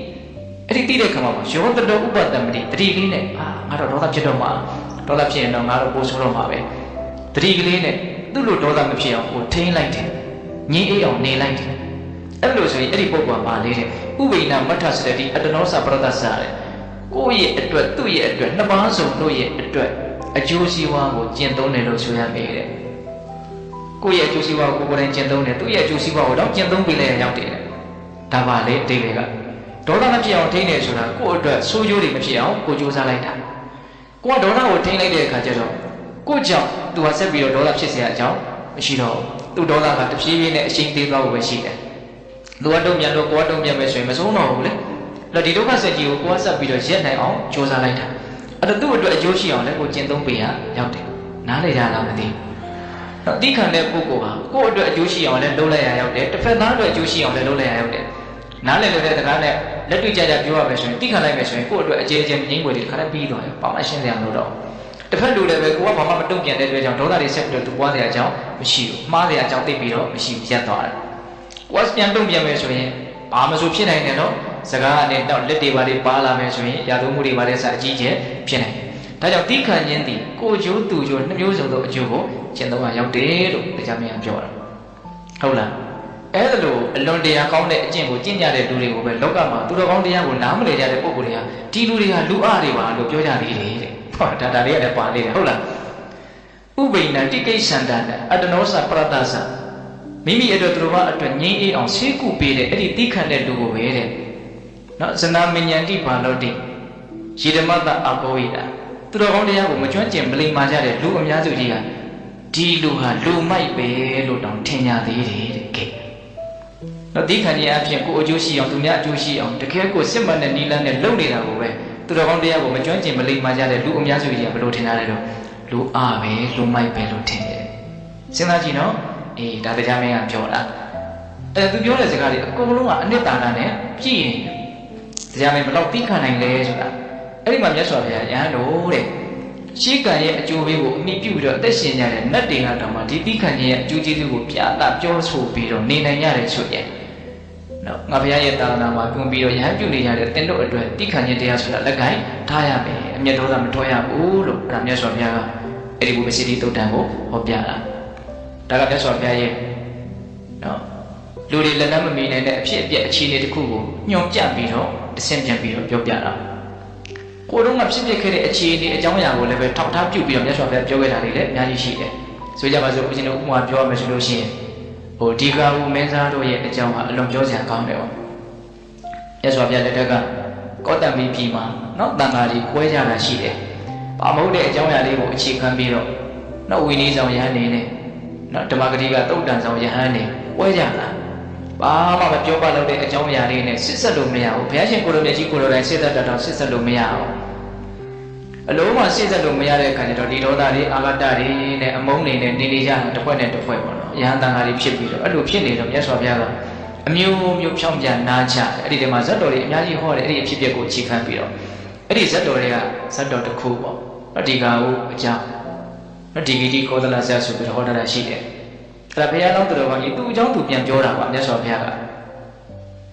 ယဟန်တို့တဲ့တခုသောဘဝတုန်းကဦးဇင်းတို့အလွန်အားကြီးတဲ့ဗာရဏသီပြည်ပြမတတ်ဘုရင်ဆိုတာရှိတယ်သူနဲ့လည်းနမိတ်ချင်းဆက်နေတဲ့နော်ကောသလဘုရင်ရဲ့တိုင်းပြည်လည်းရှိတယ်အဲ့ဒါဗာရဏသီဘုရင်ပြမတတ်ကအားကြီးတဲ့အခါကျတော့စစ်တပ်တွေနဲ့ခြေပြီးတော့အဲ့ဒီနိုင်ငံသေးလေးကိုတွားပြီးတော့သိမ်းပိုက်တာစစ်တပ်ကြီးချီလာပြီဆိုတာကိုလည်းသိရောအဲ့ဒီကောသလဘုရင်ကထွက်ပြေးတာတော့မပြေရင်လည်းသူတတ်ခံရမှာပေါ့နော်သူမရှင်းနိုင်ဘူးအားကြီးမမျှအောင်အဲ့ဒီလိုထွက်ပြေးတဲ့အခါမှာသူ့ရဲ့မိဖုရားကကိုဝင်ရှိတယ်အဲ့ဒါမိဖုရားကြီးနဲ့သူနဲ့ဒီလိုပဲထွက်ပြေးတဲ့အခါကျတော့နော်အဲ့ဒီတိုင်းပြည်ဒီနန်းရှိတွေကိုကျမတတ်ကသိမ့်ပိုင်းလိုက်တယ်ဘုရင်နဲ့မိဖုရားကမမိလိုက်ဘူးအဲ့ဒါမတင်မရှားဥဒိန်တေဘောကမျိုးနဲ့သူတို့နေတာပေါ့နေပြီးတော့အဲ့ဒါသားလေးမွေးလာတဲ့အခါကျတော့အဲ့ဒီသားလေးကိုနော်ဒီနောက်တက်လာတဲ့ဘုရင်ရဲ့အန်ရီကကြောက်ရတဲ့အတွက်ကြောင့်နော်တခြားတနေရာမှာပညာသင်လွှတ်ပြီးတော့မတင်မရှားနဲ့နေတာနောက်တော့ဇတ်တာတွေသူ့ရဲ့အရှင်ရှင်းပွဲဘွားတော်မှာဇတ်တာတွေကသူ့ကိုတွေ့သွားတဲ့အခါကျတော့စုတွေလက်တွေရကျင်တာနဲ့နော်ပြမတမင်းကိုအကြောင်းကြားတာအကြောင်းကြားတဲ့အခါကျတော့ပြမတမင်းကနော်ရန်ဆွဲဆိုတာဆိုတော့ရှင်းထားမှစိတ်အေးရမယ်ဆိုတော့ဘယင်မိဖုရားဟောင်းနှစ်ပါးလုံးကိုဖမ်းပြီးတော့တတ်အဲ့လိုဖမ်းပြီးတော့ထုတ်လာတဲ့အချိန်မှာပဲတိုက်ဆိုင်တဲ့ဘုရားတော်ကပညာသင်ပြန်လာတော့သူ့အမေနဲ့အဖေကတတ်ခံရမယ့်အနေထားရောက်နေတယ်ဒါသူလည်းပဲကိုထင်မပြရဲဘူးသူ့ကတတ်မှာပဲလေပြီးလို့ရှိရင်အဲ့ဒါနဲ့သူ့အဖေအမေအသက်ခံရတာကိုသူဘေးကနေကြည့်နေရတယ်အနေထားကအဲ့ဒါဒီလိုပဲသူ့ကိုလည်းပြန်ကြိုးတုပ်ပြီးတော့ဘုရင်နဲ့မိဖုရားနဲ့ပေါ့နော်လမ်းလေးလျှောက်ခေါ်သွားသူလည်းပဲပေးတတ်ကြတယ်ကြည့်လိုက်တာအဲ့ဒါသူ့သားလေးဆိုတာသိတယ်ဘုရင်ဟောင်းကဒါပေမဲ့သူ့သားလို့မပြောရဲဘူးပြောရင်သူ့ဘာတတ်မှာအဲ့ဒါနဲ့တေးအံစဲစဲမှာဒီကောသလဘုရင်ကြီးကသူ့ရဲ့သားဒီကာဟုဘုရားလောင်းမှာပဲပါပြောတော့ဆိုတော့တတဒီကာဟုတဲ့จิตသားဒီကာဟုတွန်းတင်သည်ဒီကံအရှိကိုလည်းပဲမာပတ္တမကြည့်ပါနဲ့ရတ္တအတူကိုလည်းပဲမာပတ္တမကြည့်ပါနဲ့ จิตตาတိကဟိုတဲ့အရှိကိုလည်းမရှိနဲ့အတူကိုလည်းမရှိနဲ့နော်ဝေဒာယံတို့သည်ဝေရိနဆာယံတို့မူခြင်းဖြင့်နာဟိတမန္တိဘယ်နည်းနဲ့မှမငြိမ့်နိုင်ရဘူးဝေဒာယံတို့သည်အဝေရိနဆာယံတို့မမူခြင်းဖြင့်သာလေတမန္တိဆာငြိမ့်အိနိုင်ရတယ်လို့စကားလေးကုန်းပြောတာအဲ့ဒီမှာတမဲ့ပုဂ္ဂိုလ်တွေကပင်ကြီးတွေကနိမို့လို့သေသေးတန်းနဲ့ရှောက်ပြောတယ်လို့ထင်တာမဟုတ်ဘူးသူ့ယတာကိုမှားတာအဲ့ဒီအနတ္တိပဲကိုလည်းဘုရားလောင်းကသိတယ်အဲ့လိုနဲ့မြို့ပြင်မဲ့ရောက်တော့တပ်ပလိုက်တာပဲဘယင်ကောပြီးဘုရားအောင်အဲ့ဒီမှာဘုရားလောင်းကနော်အရက်တွေပါတွေဝဲလာပြီးတော့အဲ့ဒီနာအဆောင်တွေကိုအရက်တွေတိုက်ပြီးတော့တခါလေအဲ့ဒီခန္ဓာကိုယ်အလုံးအပြက်ကလေးတွေအကုန်ရှုပြီးတော့ဖေနဲ့အမေကိုပြီးတဲ့ချိုးတယ်အဲ့ဒါကိုပြင်မဲ့တဲ့ဘယင်ကနန်းတော်ဘဝနဲ့မြင်ရတယ်ဩဒီအလောင်းတွေကိုလူတယောက်မသိမကွသူမြင်နေရတယ်ပြီးတဲ့ချိုးနေတာမြင်နေတယ်ဒါဟာသူ့ရဲ့အဆက်အနွယ်တွေဖြစ်မှာပဲငါ့ကိုလည်းဘယ်သူမှလာပြီးတော့တရင်မပေးကြဘူးသူထိတ်လန့်ရောက်သွားရောအဲ့ဒီလူကအဲ့ဒါနောက်တော့အဲ့ဒီဒီကဝမင်းသားကနောက်ဆင်ဆရာဒီမှာခါစားရင်းနဲ့အဲ့ဒီဘုရင်ကြီးရဲ့အနိနာကိုရောက်လာတယ်ပေါ့နော်သူကတချင်းဆိုတာတွေစောင်းတေးတာတွေလည်းကျွမ်းကျင်တော့ဇလန်းကတော်တော်ရှင်းပါတယ်တနည်းနည်းနဲ့သူဘုရင်သားကိုရောက်အောင်လုပ်တယ်သူ့ရဲ့ပြောတာဆိုတာချစ်ချာချာလေးလေးမာမာရုပ်ရည်အကုန်လုံးနော်အဆင်အတန်းရှိတဲ့အခါကျတော့ဘုရင်ကြီးကသူ့နားမှာထားတယ်သူ့ရဲ့လူယုံဖြစ်တယ်နောက်တော့ဘယ်လောက်ထိယုံလို့ဆိုတော့ဥယျာဉ်နဲ့ထွက်တယ်ဥယျာဉ်ထွက်တဲ့အခါကျတော့အဆောင်နေမရှိဘဲနဲ့နောက်မောတယ်ပတ်နေဆိုတော့ဒီကဥရဲ့ပေါင်ပေါ်မှာပြင်မတဲ့ဘုရင်ကြီးကအိတ်တယ်အဲ့ဒီအိတ်ပျော်နေတဲ့အချိန်မှာနားမှာလည်းတန်လျက်ရှိတယ်ဟောဒီလူဟာငါတို့ရဲ့ထီနန်းကိုလည်းလူယူခဲ့တယ်ငါရဲ့အဖေနဲ့အမေကိုလည်းပဲရဲရဲဆက်ဆက်တပ်ဖြစ်တယ်ဘာပြစ်မှမရှိပဲနဲ့အဲ့တော့ဒီအချိန်ဟာငါအတွက်လက်စားချေဖို့အကောင်းဆုံးချိန်ပဲဆိုပြီးတန်လျက်ကိုဆွဲထုတ်တယ်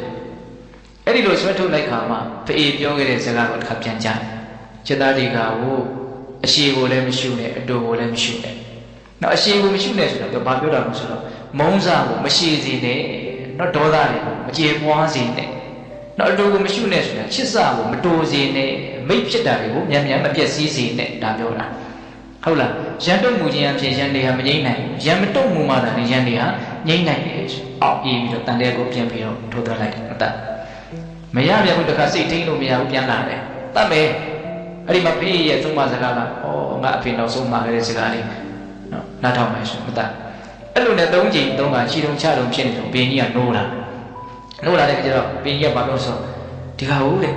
နော်ငါမှဒီကဟုတ်လို့သူ့နာမည်မသိပါဘူးအိမ်မက်တဲမှာကောသလမင်းရတာဒီကဟုတ်ကတန်နေနေလို့ငါပြေးနေရတယ်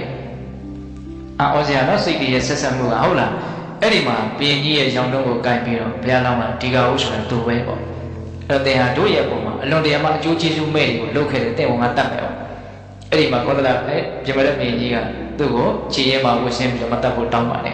ဒီတော့မှဘုရားလောင်းကအလွန်နှုံညံ့သိမ်မွေ့တဲ့သဘောနဲ့တန်လျက်ကိုဘင်းကြီးတွေကိုအပ်တယ်တဲ့နော်တယောက်ကိုတယောက်အသက်အနှင်းတယ်အသင်ကိုလည်းငါမတတ်ဘူးငါကိုလည်းတင်မတတ်နဲ့တခါလေးကျင်းစားတွေပါလေရှိုးပြီးတော့နော်ရံစားကိုမရှိဖို့အတွက်အခုပဲအပြီးတက်လိုက်ကြရအောင်အသင်ကိုငါတတ်မယ်ဆိုရင်လည်းပဲတင့်ရဲ့နောက်ထပ်ဘွားတွေကပြီးနိုင်မှာမဟုတ်ပါငါ့ကိုပြန်တက်နေကြမှာဟုတ်လားအဲ့ဒါနဲ့ဘင်းကြီးကပြန်ခေါ်သွားပြီးတော့နန်းတော်ဘရောက်တဲ့ခါကျတော့ဒီကဘူးကိုမြန်တကယ်လို့တင်တို့တွေ့မယ်ဆိုရင်ဘယ်လိုလုပ်ကြမလို့မှုတွေမတည်ကိုမေးတာဘယ်လိုနှိမ့်ဆက်မယ်ဘယ်လိုတတ်မယ်ဖြတ်မယ်မျက်နှာလိုအားရပြောကြမှာအဲ့ဒီမှာဒါဒီကဝဲလို့ပြောပြပြီးတော့နော်သူနဲ့ကလည်းငြိမ်းချမ်းရေးရသွားပြီအလွန်တော်တဲ့လူတစ်ယောက်ပဲကိုယ့်ရဲ့စိတ်အလွန်ထိမ့်သိမ့်နိုင်တယ်ဖခင်ရဲ့စကားကိုလည်းပဲသူအလွန်နားထောင်နိုင်တယ်တော့ဒီကနေ့မှပြောသွားတဲ့စကားရုပ်ဝက်စွာပြောသွားတာကိုလည်းသူအတိတ်ပဲဖော်နိုင်တယ်ဒီလောက်ဉာဏ်ပညာရှိတဲ့လူကိုသူ့ရဲ့သမီးနဲ့ပေးစားမယ်ဆိုတော့ဒီထိနှက်စီးတဲ့ကိုပြန်ပြီးတော့အပ်တာနော်အဲ့ဒီဇတ်တော်ကိုဘုရားရှင်ကိုလိုမြတ်ကြီးကဟောပြပြီးတော့နော်လက်နဲ့တွေနဲ့အုပ်ချုပ်ကြတယ်နော်လောဘဒေါသတွေနဲ့အမြဲတမ်းရောပြွနေကြတယ်လူသားတွေတောင်မှဒီလိုသိခံနိုင်ကြသေးတယ်တင်းတို့ရဟန်းတွေကဘာကြောင့်သိမခံနိုင်ကြတာတုံးလို့ဒီလိုမြတ်စွာဘုရားဟောတဲ့ဇတ်တော်ဒါကြောင့်အရှင်တို့ပေးတဲ့ကောင်တော့ဒါလေးကလည်းပဲဘဝမှာအဲ့ဒီလောက်ကြီးနာကြီးချက်တွေနဲ့ဘဝမှာအခါရခက်နေရတဲ့လူတွေဆိုတာအလွန်ရှားပါတယ်ဟုတ်တယ်မဟုတ်လားဒီကတော့ကိုရှင်တို့များသောဖြင့်သိမခံနိုင်တာကအလောက်ကြီးကျယ်တဲ့ကိစ္စတွေဟုတ်သလားမဟုတ်ပါဘူးနေနေလေးကိုပဲသိမခံနိုင်မဲ့ဖြစ်ဟုတ်လားနေနေလေးတွေကိုသိခံနိုင်ကိုတော်တော်အဆင်ပြေပဲအများကြီးတွေကိုတာလာထားဟုတ်တယ်မဟုတ်လားနေနေလေးတော့ပြောတာဆိုတာတချို့ဆိုဘာမှမပြောသေးပါဘူးကိုသူနေတာနဲ့ကိုဟာကိုကြားထဲကနေစိတ်ကမဖြစ်နေတိုးနေတာဟုတ်ရဲ့လားဒါကြောင့်ပေးတဲ့ပေါင်းတော်အမျိုးမျိုးမြတ်စွာဘုရားရဲ့နောက်အကျိုးပြပြပြီးတော့ဆုံးမတဲ့ဒီဒေသနာတွေကိုနားလည်ကြဖို့မလိုဘူးလားလိုတယ်ဒါကြောင့်ဒီနေရာမှာအမုန်းတွေဆိုတာကလည်းပဲအမျိုးမျိုးသောအကြောင်းကြောင့်ဒေါသတွေအမုန်းတရားတွေဆိုတာကရှိနေတာပဲဘုရားတို့မြတ်စွာဘုရား အင်္ဂုတ္တပါဠိတော်နဝကနိပတ်ထဲမှာဟောထားတာရှိတယ်အာဃာတဝိနည်းနော်ဝိထုအာဃာတဖြစ်ခြင်းရဲ့အကြောင်းတရားတွေပေါ့လေနော်အမုန်းတွေဖြစ်ခြင်းရဲ့အကြောင်းတရားတွေအမုန်းဖြစ်ခြင်းရဲ့အကြောင်းတရားကဘာလို့ဆိုကိုးပါးရှိတယ်လို့ပြောတယ်ပါဠိလဲဆိုတော့ဟောဒီလူဟာငါရဲ့အကျိုးစီးပွားမဲ့ကိုငကိုယ်တုံးကလည်းလုတ်ခဲ့ဘူးတယ်ငကိုယ်တုံးကလုတ်ခဲ့ဘူးမုန်းတယ်ဟောဒီလူဟာငါရဲ့အကျိုးစီးပွားမဲ့ကိုအခုလုံနေတယ်ဒါကြောင့်မုန်းတယ်ဟောဒီလူဟာငါရဲ့အကျိုးစီးပွားမဲ့ကိုနောက်ချိန်မှာလုံမဲ့အလားလာရှိတယ်ဒါကြောင့်ငါကြိုးပြီးတော့မုန်းထားမယ်သုံးချက်ဟုတ်လားမလုံရသေးပဲနဲ့တော့လုံမဲ့အလားလာရှိရင်မုန်းထားရတော့နော်ဒါကြောင့်ကိုယ့်ရဲ့အကျိုးစီးပွားမဲ့ကိုလုတ်ခဲ့လို့လုံနေလို့လုတ်တော့မှမှုလို့မုန်းရတယ်သုံးချက်နောက်ဟောဒီလူဟာတဲ့ငါချစ်ခင်မြတ်နိုးတဲ့လူတွေရဲ့ငါလူတွေရဲ့အကျိုးစီးပွားမဲ့ငိုတုံးကလုတ်ခဲ့တယ်ဒါကြောင့်မုန်းတယ်ခုလည်းလုံနေတယ်ဒါကြောင့်မုန်းတယ်ငါလူတွေရဲ့အကျိုးစီးပွားမဲ့ကိုဒီလူကဆက်ပြီးတော့လုံမဲ့အလားလာရှိတယ်ဒါကြောင့်ငါမုန်းထားလိုက်မယ်ကိုယ့်ရဲ့အကျိုးစီးပွားမဲ့ကိုမုန်းလို့မုန်းတာက၃မျိုးနောက်ကိုချစ်ခင်မြတ်နိုးတဲ့ကိုယ်အတန်းဝိုင်းတွေရဲ့အပေါ်မှာအကျိုးစီးပွားမဲ့ကိုလုံလို့မုန်းတာက၃မျိုး၂မျိုးရှိပြီတော့၆မျိုးရှိပြီကိုယ်နဲ့ကိုချစ်တဲ့လူနဲ့ပတ်သက်ပြီးတော့မုန်းရတာဆိုတော့နားလည်နိုင်တယ်ကိုမုန်းတဲ့လူတွေနဲ့ပတ်သက်ပြီးတော့ထပ်မုန်းတာရှိသေးတယ်ဗျာဘယ်လိုများမုန်းမလဲစဉ်းစားကြည့်ပါဦးစဉ်းစားကြည့်ပါဦးကိုမုန်းတဲ့လူတွေနဲ့ပတ်သက်ပြီးတော့ဆက်မုန်းတာဘယ်လိုမုန်းနိုင်တော့ဆိုတော့ဟောဒီလူဟာငါမုန်းတဲ့လူတွေရဲ့အကျိုးစီးပွားတွေကိုသူအမြဲတမ်းလုပ်နေတယ်ဒါကြောင့်မုန်းနေတယ်ကဲကိုမုန်းတဲ့လူအတွက်ကောင်းတာတွေလုပ်ပြီလို့ပါတယ်တော့မုန်းသွားတာအဲ့လိုမုန်းတာမရှိဘူးလားရှိတာပေါ့နော်ကိုမုန်းတဲ့လူဘက်ကပါသွားတယ်လို့ထင်သွားတော့သူ့ကိုကအဲ့ဒီတည်းပြောထည့်လိုက်တော့တာနော်ငါမုန်းတဲ့လူရဲ့အကျိုးစီးပွားကိုဒီလိုတော့မှလုပ်ခဲ့လို့မုန်းတယ်အခုလုပ်နေလို့မုန်းတယ်နောက်လည်းပဲလုပ်တယ်အလားလာရှိတယ်ဒါကြောင့်မုန်းတယ်ဟောအာဂတတရားတွေဆိုတာအဲ့ဒါမျိုးကိုမျိုးဖြစ်เสียအကြောင်းရှိတယ်အဲ့လိုဖြစ်လာပြီဆိုလို့ရှိရင်ဘယ်ပုံပဲနည်းဖယ်ရှားမလို့ဆိုတော့အဲ့ဆိုဘုရားဒီလူကငါရဲ့အကျိုးစီးပွားမဲ့ကိုလုပ်နေတာမလုပ်အောင်ငါပဲတတ်နိုင်မှာမလို့သူစိတ်နဲ့သူကိုသူလုပ်ချင်လုပ်မှာပေါ့သူ့ကိုအစိုးရတဲ့အပိုင်းမရှိဘူးဟုတ်တယ်မို့လားအဲ့လိုနီးနဲ့စဉ်းစားရမှာဒါကြောင့်ဆရာတော်ဥစီကိနာပြောတာပြီးတဲ့လို့ရိုးနေအောင်ကြားဖို့ပဲထင်ပါတယ်နောက်စိတ်တို့တွေကတွေ့လာရင်သူမှငါမဟုတ်ဖဲကိုလို့စဉ်းစားရတယ်တော်တော်ကောင်းတယ်နော်သူမှငါမဟုတ်ဖဲကိုတဲ့ငါမှငါမဟုတ်ဖဲကိုလို့စဉ်းစားခိုင်းတာလည်းပါသေးတယ်အဲ့ဒါကတော့ပို့ပြီးတော့လေးနဲ့သွားပြီသဘောပေါက်ရဲ့လားဒါတော့အလွန်ကောင်းတဲ့အဆုံးအမတွေပေါ့နော်ဒါပါတော့အဲ့တော့မုန်းစရာအကြောင်းတရားတွေဒေါသဖြစ်စရာအကြောင်းတရားတွေဆိုတာတော့ဘဝမှာအများကြီးဖြစ်နိုင်ဘူးလားရှိနိုင်တယ်ဘယ်လိုမုန်းစရာအကြောင်းတရားတွေပဲကြုံလာဒေါသမဖြစ်အောင်တော့တတ်နိုင်တယ်များသိခံဖို့မလိုဘူးလားလိုတယ်ဒါကြောင့်ကျွန်တော်ရွှေချင်းဆိုဘုရားကြီးဆုံးမတာတခုရှိတယ်နောက်ဆိုကြီးကဥပမာပေးပြီးတော့ဆုံးမတဲ့နေရာမှာအလွန်မှတော်တယ်ကျွမ်းကျင်တယ်လို့ဆိုရမယ်ဘာပြောတာလို့ဆိုတော့တစ်ပင်ကြီးများဟာတဲ့နော်သူ့ကိုခုတ်နေတဲ့လူကိုသူကရုံးဖြစ်မသွားမချင်းအကုန်လုံးပြုတ်ပြက်မသွားမချင်းသူ့ကိုခုတ်နေတဲ့လူကိုအရေးနဲ့အေးစီတယ်တဲ့သူပြောတာလေဘလောက်လှပတော့နော်တစ်ပင်တစ်ပင်ကိုလူကခုတ်နေတယ်အောက်ကိုသူအကန်းကြီးကျိုးကြပြီးတော့သူအမြစ်ကနေထောင်းပြီးတော့လဲမသွားမချင်းအဲ့ဒီခုတ်နေတဲ့လူကိုပဲဘာလို့အရှိနဲ့အေးစီတယ်တဲ့သူတော်ကောင်းနေဆိုတာအဲ့ဒီတိုင်းမေးတယ်နော်အမွှေးနတ်နာများဟာသူ့ကိုမီးရှို့တဲ့လူကိုပဲသူပြန်ကြမသွားမချင်းအမွှေးရက်လက်နဲ့တင်းပြန်စေတယ်တဲ့ဟောနော်ဒါကြောင့်သူတော်ကောင်းတွေကကိုယ်နှိမ့်ဆက်တဲ့လူကိုပဲမေတ္တာတရားနဲ့အေးချမ်းစေသေးတယ်ဒါကတရားဓမ္မတို့ဦးဇင်းတို့တွေညှို့မှန်းတဲ့အရာတစ်ခုပေါ့နော်နိုင်ဘူးကိုအဲ့လိုဖြစ်အောင်မညှို့မှန်းနိုင်သေးဘူးဆိုရင်တော့သူတော်ကောင်းတွေဆိုတာအဲ့လိုရှိပါလားဆိုတဲ့စိတ်ကလေးနဲ့စိတ်ကိုကြည်နူးသွားအောင်နော်စိတ်ကိုနှစ်သက်သွားအောင်စဉ်းစားမယ်ဆိုရင်အများကြီးကောင်းလားကောင်းတယ်နော်ဗရမများကြောင့်များဟာတဲ့သူ့ကိုတွေးနေတဲ့လူကိုပဲသူမကုံမချင်းဒီအယောင်အလင်းကလေးနဲ့နှစ်သက်စေတယ်ဒါသူတော်ကောင်းတွေကိုသူကဥမာပေးတာပါနောက်တစ်ပြည့်ကြီးတွေနဲ့ဥမာပေးတာရှိတယ်နော်အမွေနာတာတိုင်းနဲ့ဥမာပေးတာရှိတယ်ဗရမများကြောင့်လည်းဥမာပေးတာရှိတယ်ဒါကြောင့်အဲ့ဆိုဘုရားဟောတာလည်းရှိတာအောင်လောကကြီးမှာအားဆိုတာအမျိုးမျိုးရှိတယ်တဲ့ကလေးတွေရဲ့အားကတော့ဘာလဲဆိုတော့ငိုကြွေးခြင်းပဲတဲ့ကလေးတွေရဲ့အားပါတော့ငိုကြွေးခြင်းဘာမှမတတ်နိုင်ဘူးလေသူတို့ကငိုဖို့ပဲတတ်နိုင်တာဟုတ်တယ်မလားဘာမှလည်းသူတို့လုံနိုင်တာမဟုတ်ပြောနိုင်တာမဟုတ်စိတ်တိုင်းမကြဘူးဆိုရင်လည်းငိုလိုက်မှာပဲသူတို့လိုချင်တာရှိတယ်ဆိုရင်လည်းငိုလိုက်မှာပဲကလေးတွေရဲ့အားငိုကြွေးခြင်းတဲ့မာတုကာမတွေရဲ့အားကအမျက်ထွက်ခြင်းတဲ့မာတုကာမတွေကြီးများဒါအများကြီးစဉ်းစားရကောင်းတယ်နော်အဲ့ဒါဟုတ်မဟုတ်ဒါမြတ်စွာဘုရားဒီတိုင်းဟောတာလားမာတုကာမတွေရဲ့အားပါလေမြတ်ထွက်ခြင်းနဲ့မကျင်တတ်တာမြန်မြန်ဆန်ဆန်ပြတတ်တယ်မြန်မြန်ဆန်ဆန်ဖြစ်တတ်တယ်မြတ်ထွက်လွယ်တယ်ဟုတ်လား လူဆိုးတစ်ခုတွေရဲ့အားကတော့လက်နဲ့ပဲတဲ့လက်နဲ့ရှိရင်သူတို့ကထောင်းထောင်းရှိတယ်ဘာပညာမှမရှိဘူးဟုတ်လားတိုင်းပြည်အုပ်ချုပ်မဲလုပ်ကြတဲ့ပုဂ္ဂိုလ်တွေရဲ့အားကတော့အစိုးရချင်းပဲတဲ့ဟုတ်လားလူမိုက်တွေရဲ့အားကတော့ကဲ့ရဲ့ချင်းပဲတဲ့ရှာရှာပူပူကဲ့ရဲ့နေတာသူများအပြစ်မြင်နေတာစဉ်းစားတော့တခါကြီးဒီမိုက်များဒီဟာကအဆိုးဆုံးအားလို့ဦးချင်းထင်လူမိုက်ရဲ့အားကကဲ့ရဲ့ချင်းတယ်အဲ့ဒါသူများကိုနှာခေါင်းရှုပ်သူများမကောင်းတာပဲမြင်နေအမြဲတမ်းကဲ့ရဲ့ချင်းနဲ့စိတ်နဲ့ရှိရင်တော်တော်မိုက်နေပြီလို့စဉ်းစားကိုဟုတ်ကောအဲ့လူမိုက်ရဲ့အားကပါတယ်တော့ကဲ့ရဲ့ချင်းတဲ့ကဲ့ရဲ့တဲ့ချင်းကိုလူမိုက်ဖြစ်နေတာနောက်ပညာရှိတို့ရဲ့အားကပါဆိုအကျိုးရှိမရှိကိုစဉ်းစားဆင်ခြင်ခြင်းတဲ့ဒီချာကြည့်တယ်တာလို့ဘာဖြစ်မှာလို့ဒါပြောရင်ဘာဖြစ်မှာလို့ပညာရှိတို့ရဲ့အားဘုဒ္ဓတများတဲ့ပုဂ္ဂိုလ်တွေရဲ့အားကတော့အဖမ်းမှဆင်ခြင်ခြင်းသူအများကြီးကြားဖို့နောက်မှရှိတာသူလည်းတော်တော်ကောင်းတယ်ဟုတ်လားအေးနောက်ဆုံးအားကပါလို့ဆိုတော့သူတော်ကောင်းတို့ရဲ့အားကသိခံခြင်းတဲ့သိခံခြင်းရှိမှအကောင်းဆုံးဂုဏ်ကိုရနိုင်တာတော့ပေါ့ရဲ့လားနောက်အမျက်ထွက်နေမယ်ဆိုရင်တော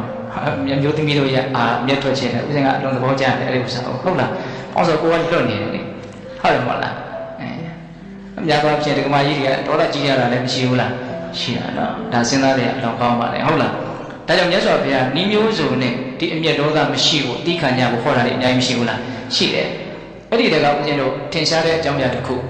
ဒါတူတူလေးတွေပဲဦးဇင်းကပြောသွားမယ်လို့ပြောနေတာဟုတ်လားပေတတို့အခုပြောတာတွေအကုန်လုံးကြားဘူးသားအကြောင်းအရာကြီးပဲအခုနောက်ထပ်ပြောမှလည်းကြားဘူးသားအကြောင်းအရာကိုပြောမှာဒါပေမဲ့ဒီခန္တီနဲ့ပတ်သက်ပြီးတော့တစုတစည်းလေးရှိနေတဲ့အခါကျတော့ကိုနားထောင်နေလို့ရှိရင်ကို့မှာစူစီပြီးသားဖြစ်တာဟုတ်နော်ပြင်းတို့မစ္စည်းမတိကေထဲမှာပုံတော်ဝါဒတုတ်တန်ဆိုတာရှိတယ်။အရှင်ပုံနာကိုမြတ်စွာဘုရားဩဝါဒပေးထားတာ။အဲ့ဒီရှင်ပုံနာကအလွန်မှတော်တဲ့ဉာဏ်တစ်ပါးပေါ့။အဲ့ဒါတင်းနေတော့မြတ်စွာဘုရားဒီကိုသူရောက်လာတော့မြတ်စွာဘုရားတပည့်တော်ကိုကမ္မဋ္ဌာန်းတရားဟောပါ။အဲ့ဒီတရားကိုကျင့်သုံးဖို့အတွက်တပည့်တော်ဒီနေရာကနေထွက်ခွာသွားမှာနော်။တပါးလေးနေပြီးတော့သူကျင့်သုံးမယ်ပေါ့။အဲ့လိုတရားတောင်းတဲ့အခါကျတော့မြတ်စွာဘုရားကဒါတရားဟောလဲဆိုတော့จิตပုံနာတဲ့ဟောဒီယူပါယုံမျက်စိနဲ့သိရတယ်မြင်ရတယ်ဒီယူပါယုံအယောင်အရှင်းတွေရဲ့ပုံမှာသင်ဟာနှစ်သက်မဲ့တက်မဲ့မဲ့ဆိုလို့ရှိရင်အဲ့ဒါသင်ဒုက္ခဖြစ်ပြီလို့သာမှတ်လိုက်တယ်နော်ယူပါယုံရဲ့ပုံမှာနှစ်သက်ပြီးမမောမိပြီဆိုရင်အဲ့ဒါဒုက္ခဖြစ်ပြီတဲ့အဲ့လိုပဲတတ္တယုံအတန်တွေရဲ့ပုံမှာနှစ်သက်မိပြီတက်မဲ့မိပြီဆိုရင်သင်ဒုက္ခဖြစ်ပြီလို့မှတ်လိုက်ဟုတ်လားယူပါယုံတတ္တယုံကဏ္ဍယုံရတ္တယုံဖုဒ္ဓဘာယုံဓမ္မယုံအာယုံ6ပါးအဲ့ဒီအာယုံ6ပါးရဲ့အပေါ်မှာနှစ်သက်မှုမြတ်နိုးမှုတွေဖြစ်လာပြီဆိုတော့ဒုက္ခတွေဖြစ်တော့လာပြီတဲ့အဲ့ဒီအာယုံ6ပါးရဲ့ပုံမှာနှစ်သက်မှုမြတ်နိုးမှုတတ်မဲ့မှုမဖြစ်အောင်သင်ကြိုးစားနိုင်မယ်မဖြစ်ဘူးဆိုရင်တော့အဲ့ဒါဒုက္ခချုပ်တာပဲတဲ့ကဲဒါပဲဟောတယ်မြတ်စွာဘုရားဒါကိုယ့်ကိုချက်ပြီးတော့စဉ်းစားနော်ဒီကရမတို့ဦးဇင်းတို့ဒုက္ခရောက်နေတာတွေကဒါအဘိဓမ္မာရှုထောင့်မှာကြည့်ပြီးတော့ဒီဟောရတာနဲ့ပြောရင်ဒါပဲလေနော်လောကဟောရတာနဲ့ပြောမယ်ဆိုရင်တော့သူတွေငါတွေပုဂ္ဂိုလ်တ attva တွေယောက်ျားတွေမိန်းမတွေအထည်စရက်တွေနဲ့သူကအကုန်ရှုပ်ပြေးသွားမှာပေါ့နော်သူကလည်းမဆုံးနိုင်တဲ့ဟောရတာရှိအောင်ဘိဓမ္မာတရားနဲ့ပြောမယ်ဆိုရင်ဘာပဲရှိတော့ဒီအာယုံ6ပါးပဲရှိတာပဲလေကိုနှစ်သက်နေတာလည်းဒါပဲလေကိုမစွန့်နိုင်တာလည်းဒါပဲဟုတ်တယ်မဟုတ်လားအဲ့ဒါဆိုပြအဲ့တိုင်ဟောတာအာယုံ6ပါးရဲ့ပုံမှာနှစ်သက်တက်မဲ့နေမယ်ဆိုရင်ဒုက္ခဖြစ်မယ်အာယုံ6ပါးရဲ့ပုံမှာနှစ်သက်မှုတက်မဲ့မှုမရှိဘူးဆိုရင်ဒုက္ခချုပ်မယ်ဒါပြောတာအဲ့လိုဟောလိုက်ပြီးတော့ gain တင့်ကိုကမ္မဋ္ဌာန်းတရားတော့ဟောပြီးပြီတင့်ပဲသွားမှာတော့လို့မေးပြီးတော့မြတ်စွာဘုရားတဲ့ပြီးတော့သူနာပရန္တာတိုင်းကိုသွားမယ်ဖေအဲ့ဒီဇန်နပုတ်ကိုသွားပြီးတော့နေမယ်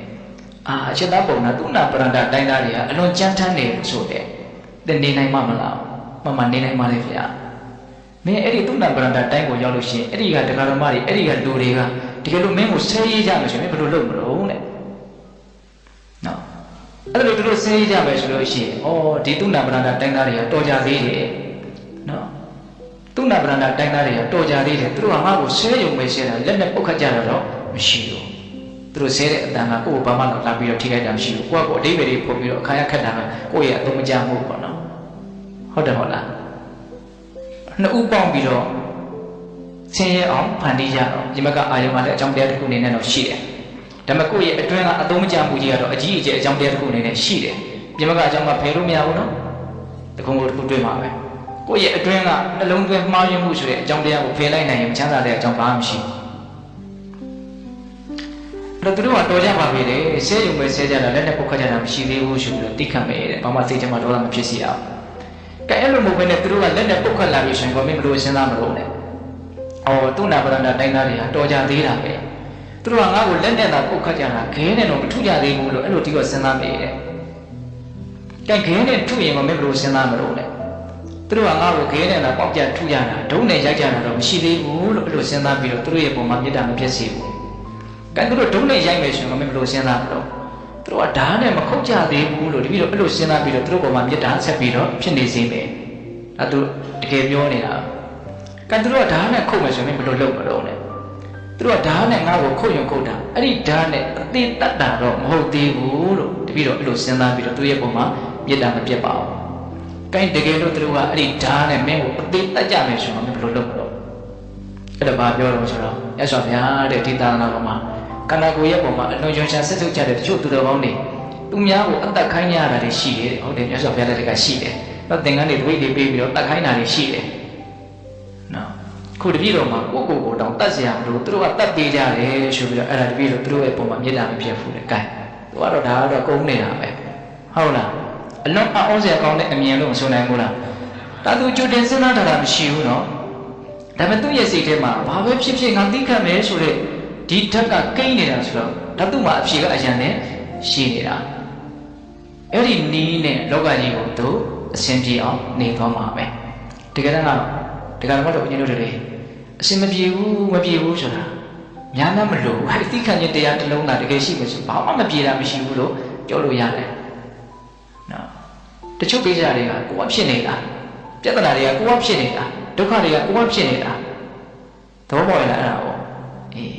းဒါကြောင့်သိခံနိုင်ရင်သိခံနိုင်ကြလားဘဝမှာပြဿနာမရှိဘူးဘဝမှာငြိမ်းချမ်းတယ်အောင်ဒါကြောင့်ဒီသိခံခြင်းတရားကိုပေါင်းနားလည်အောင်လေ့လာ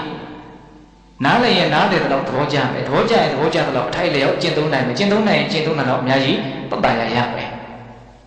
ဒါရှင်ပုံနာရဲ့သိခံရေးပဲအဲ့တော့လည်းအဲ့ဒီကုဏဗရန်တိုင်းတိုင်းဘယ်သူမှသူ့ကိုခဲနဲ့ပေါက်တယ်လို့လည်းမကြားတော့မကြားပါဘူးဒုနဲ့ရိုက်တယ်လို့လည်းမကြားပါဘူးဒါသူ့ရဲ့စိတ်ဓာတ်ကိုပြောပြတာဟုတ်ရဲ့လားအဲ့ဒီတိုင်းထဲမှာနေရင်းတယ်ပဲအဲ့ဒီဝါတွင်းမှာပဲသူရဟန္တာဖြစ်တယ်နော်အဲ့ဒီမှာဥပဒက900ဥပတိကမ900တရဏဂုံတီအောင်သူလုံးနိုင်တယ်ဘုရားဘာသာဖြစ်အောင်သူလုပ်တယ်အဲ့ဒီမှာပဲပြိဋိဘံဆံသွားတာပုံတော်ဝါဒသုတ်တံအနှစ်ချုပ်ကလေးပေါ့ဟုတ်လားဒါကြောင့်ပိဋကပေါင်းတော်ကောင်းတို့တိခံခြင်းတရားကြည်ကြည်ပြည့်ပြည့်နားလည်အောင်ကြိုးစားပြီးတော့လေးလေးနက်နက်ကျင့်သုံးနိုင်အောင်အားထုတ်ရမယ်ပေါ့တို့ဒီနေရာမှာဦးဇင်းတို့တိခံခြင်းတရားကိုတရားဆက်ဆက်ရဦးဇင်းပါပြောလို့တမ္မာနာဝမန္တခံပေါ့မျက်နှိုးမှုမထင်မဲ့မြင်ပြုမှုနှစ်ခုရဲ့ပုံမှာတိခံရမယ်ဒေါသမဖြစ်အောင်ညနေတိခံတာမလုံလောက်သေးဘူးကောင်းတာတွေရဲ့ပုံမှာလောဘမဖြစ်ဘူးလေလူသေးတယ်လို့အဲ့ဒါပြောကြတာမရှိဘူးလားရှိတယ်အဲ့ဒါနဲ့ပတ်သက်ပြီးတော့နေကုန်းချုပ်တုတ်တန်တပုတ်ပြောပြမယ်နောက်အဲ့ဒီတုတ်တန်ကလည်းပဲဦးဇင်းတို့ဟောဖို့ပါတယ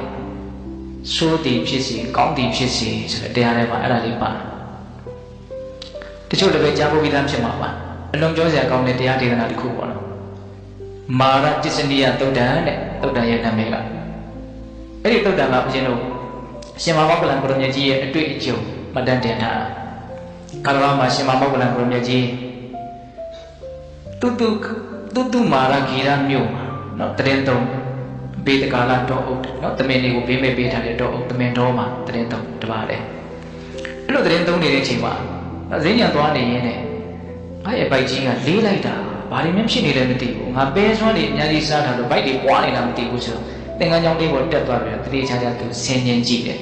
ဆင်ញင်ကြည့်တဲ့အခါကျတော့ဘိုက်ထဲမှာဘာရှိလို့ဆိုတော့မန္တရောက်နေတယ်တဲ့ကဲသူ့ရဲ့ဥလေးကိုမန္တကဝင်နေတာဒါကအလွန်တကူကြီးတဲ့ပုဂ္ဂိုလ်မို့လို့သိနိုင်တာမြင်နိုင်တာတမန်ရန်ဆိုရင်တွေ့နိုင်ဖို့သိနိုင်ဖို့မလွယ်ပါဘူးရှင်မောဂလန်ကအရန်တကူကြီးတာအဲ့ဒါနဲ့အဲ့ဒီမန္တကိုရှင်မောဂလန်ကမန္တတဲ့သင်ဟာမြတ်စွာဘုရားကိုမညှင်းဆဲနဲ့မြတ်စွာဘုရားရဲ့တတိတာဘကကိုမညှင်းဆဲနဲ့ညှင်းဆဲခြင်းအဖြစ်တဲ့မှာချမ်းသာဒုက္ခမရနိုင်ဘူးဒါကြောင့်တင်ထွက်လို့ခိုင်းတယ်အဲ့ဒီမှာပြောတာတွေကမြတ်စွာဘုရားကိုမညှင်းဆဲနဲ့လို့ပြောတာနော်ညှင်းဆဲခန္ဓာသူဖြစ်နေတာအဲ့ဒါဘာကြောင့်မြတ်စွာဘုရားကိုမညှင်းဆဲနဲ့လို့ပြောတာတော့မြတ်စွာဘုရားရဲ့တပိတာဘကကိုညှင်းဆဲရင်မြတ်စွာဘုရားကိုလည်းညှင်းဆဲရရောက်တယ်ဒါကိုပြောတာသူကဒါကြောင့်မြတ်စွာဘုရားကိုမညှင်းဆဲနဲ့မြတ်စွာဘုရားရဲ့တပိတာဘကကိုမညှင်းဆဲနဲ့တင်ထွက်ပါတဲ့အတွက်ချမ်းသာဒုက္ခမရနိုင်ဘူးအဲ့လိုပြောတဲ့ခါကျတော့မန္တကဒီယံကမမြင်မဲနဲ့နောက်တချို့ကဒုက္ခရောက်ပြီဆိုရင်ငါ့ကိုလက်ကမြန်ပြူစားတာရမ်းတန်ပြီးတော့တွေးရတာရှိတယ်ဒီယံကမမြင်မဲနဲ့ငါ့ကိုရမ်းပြီးတော့ပြောလာတဲ့တူတယ်ငါတတလေးပဲနေလိုက်ဦးမယ်ဆိုနေတယ်မထွက်ဘူးအဲ့တော့ရှင်မောဂလန်ကမန္တထွဲတဲ့သင်အဲ့လိုစဉ်းစားနေတာကိုငါသိတယ်တဲ့သင်ကငါ့ကိုအဲ့လိုသိမှမဟုတ်ဘူးလို့ထင်နေတာကိုငါသိနေတယ်တဲ့အဲ့လိုပြောတဲ့မှာ तू ဘလို့မှမနေတာဘူးအဲ့ဒါခရွဲကနေ तू ထွက်သွားတယ်ထွက်သွားပြီးတော့ तू ဝေးဝေးမသွားဘူးတကားချားမှရက်နေတယ်တဲ့မန္တက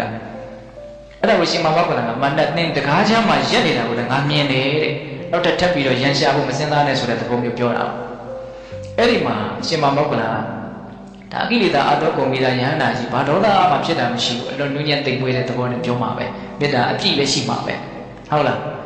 အဲ့ဒီမှာမန္တကိုပြောလို့မန္တတဲ့ငါဟာတစ်ချိန်လုံးကဒုတိလို့အမည်ရတဲ့မန္တတယောက်ဖြစ်ခဲ့ဘူးတဲ့အဲ့ဒီတော့ငါရဲ့နှမကကာလီတဲ့အဲ့ဒီကာလီရဲ့သားကတခြားမဟုတ်ဘူးသင်မယ်တဲ့အဲ့တော့သင်တဲ့ငါနဲ့တူကြီးတောင်တော်ခဲ့ဘူးတဲ့တော့ဆွေမျိုးဆက်လိုက်ရင်လူတွေကနည်းနည်းတော့နုညံ့သွားတဲ့သဘောတော့ရှိတာနော်တယောက်နဲ့တယောက်အမျိုးတွေဆိုရင်စိတ်ထဲကတော်တော်လေးတော့ဖြစ်သွားနုညံ့သွားတာအဲ့ဒါအမျိုးဆက်ကအဲ့လိုမျိုးဆက်ပြီးတော့ပြောတဲ့အခါကျတော့မနက်ကဘာမှမပြောဘူးတိုင်းပဲနားထောင်နေတာအဲ့ဒီမှာရှင်မဘောကလန်ကအဲ့ဒီမာနကိုသူ့ဘဝဆက်ကြောင်းသူဒုတိမာနဖြစ်စဉ်တုန်းကအနေအထားကိုပြောပြတာတော်တော်လေးပဲတဝေကရစေအကောင်းရှင်မဘောကလန်ကိုရမြတ်ကြီးရဲ့နော်ဘဝတန်တရားတုန်းကတွေ့ကြုံခဲ့ရတဲ့နော်တတိတတိတာအကြောင်းများလေးအချက်အလက်တစ်ခုပေါ့။ဘာပြောတော့ဆိုတော့အဲ့ဒီတုန်းကဟောဒီလောကကြီးမှာကောက်ကူးတန်မြတ်စွာဘုရားပွင့်နေတာဒီကဘာပဲရှိနေတယ်။အလွန်ဝေးกว่าတဲ့အနေအထားမဟုတ်ဘူးနော်ဒီကဘာမှာဒါရှင်မဘောကလန်နော်သူဟာတသင်္ချင်တဲ့ကဘာတသိပါရမီဖြစ်ရတယ်။နောက်ဆုံးကဘာရောက်နေတဲ့အချိန်မှာတော့မနှက်လန်ဖြစ်နေသေးတယ်နော်။သူမနှက်ဖြစ်တာ။အဲ့ဒီကောက်ကူးတန်မြတ်စွာဘုရားမှာလက်ရတော်ရရှင်ဝိရုဒ္ဓဆိုတာရှိတယ်လက်ဝဲတော်ရရှင်သိင်္စီဝဆိုတာရှိတယ်ဝိရုဒ္ဓဆိုတာကတော့အလွန်ပညာကြီးလို့နော်တရားဟောပြတဲ့နေရာမှာသူနဲ့တူတယ်လို့မရှိဘူးဆိုတော့သူ့ကိုဝိရုဒ္ဓဆိုပြီးတော့နာမည်ကြီးတာအဲ့ဒီသိင်္စီဝမထေရဆိုတာတော့အလွန်တကူကြီးလို့လက်ဝဲတော်ရသိင်္စီဝလို့နာမည်ရဖို့ကတခါမှရွာရဲ့ပြင်ပဲတစ်ပင်တစ်ပင်အောင်မှထိုင်ပြီးတော့သူနေတာညာကြီးလည်းအဲ့ဒီတိုင်းနေတာအောင်အဲ့ဒါនិရောဓသမဘဝင်စားနေတာဆိုတော့အသက်ကရှူတာမရှိဘူးရှိတော့နောက်ကြောင့်သားတွေကဟာဒီရန်ကြီးကဘုဒ္ဓကြီးပြန်တော်မူနေတယ်လို့ထင်တာသူ့ကိုအသက်မှမရှူတာဟုတ်အဲ့ဒါနဲ့ဒီတိုင်းကြီးတော့အစင်ပြေသေးဘူးဆိုပြီးတော့တခါလဲအနာနာရှိတဲ့အမိုက်တွေတရွက်ချောက်တွေကောင်းရွက်ချောက်တွေအကုန်ရှာစုပုံပြီးတော့မိရှူတာလ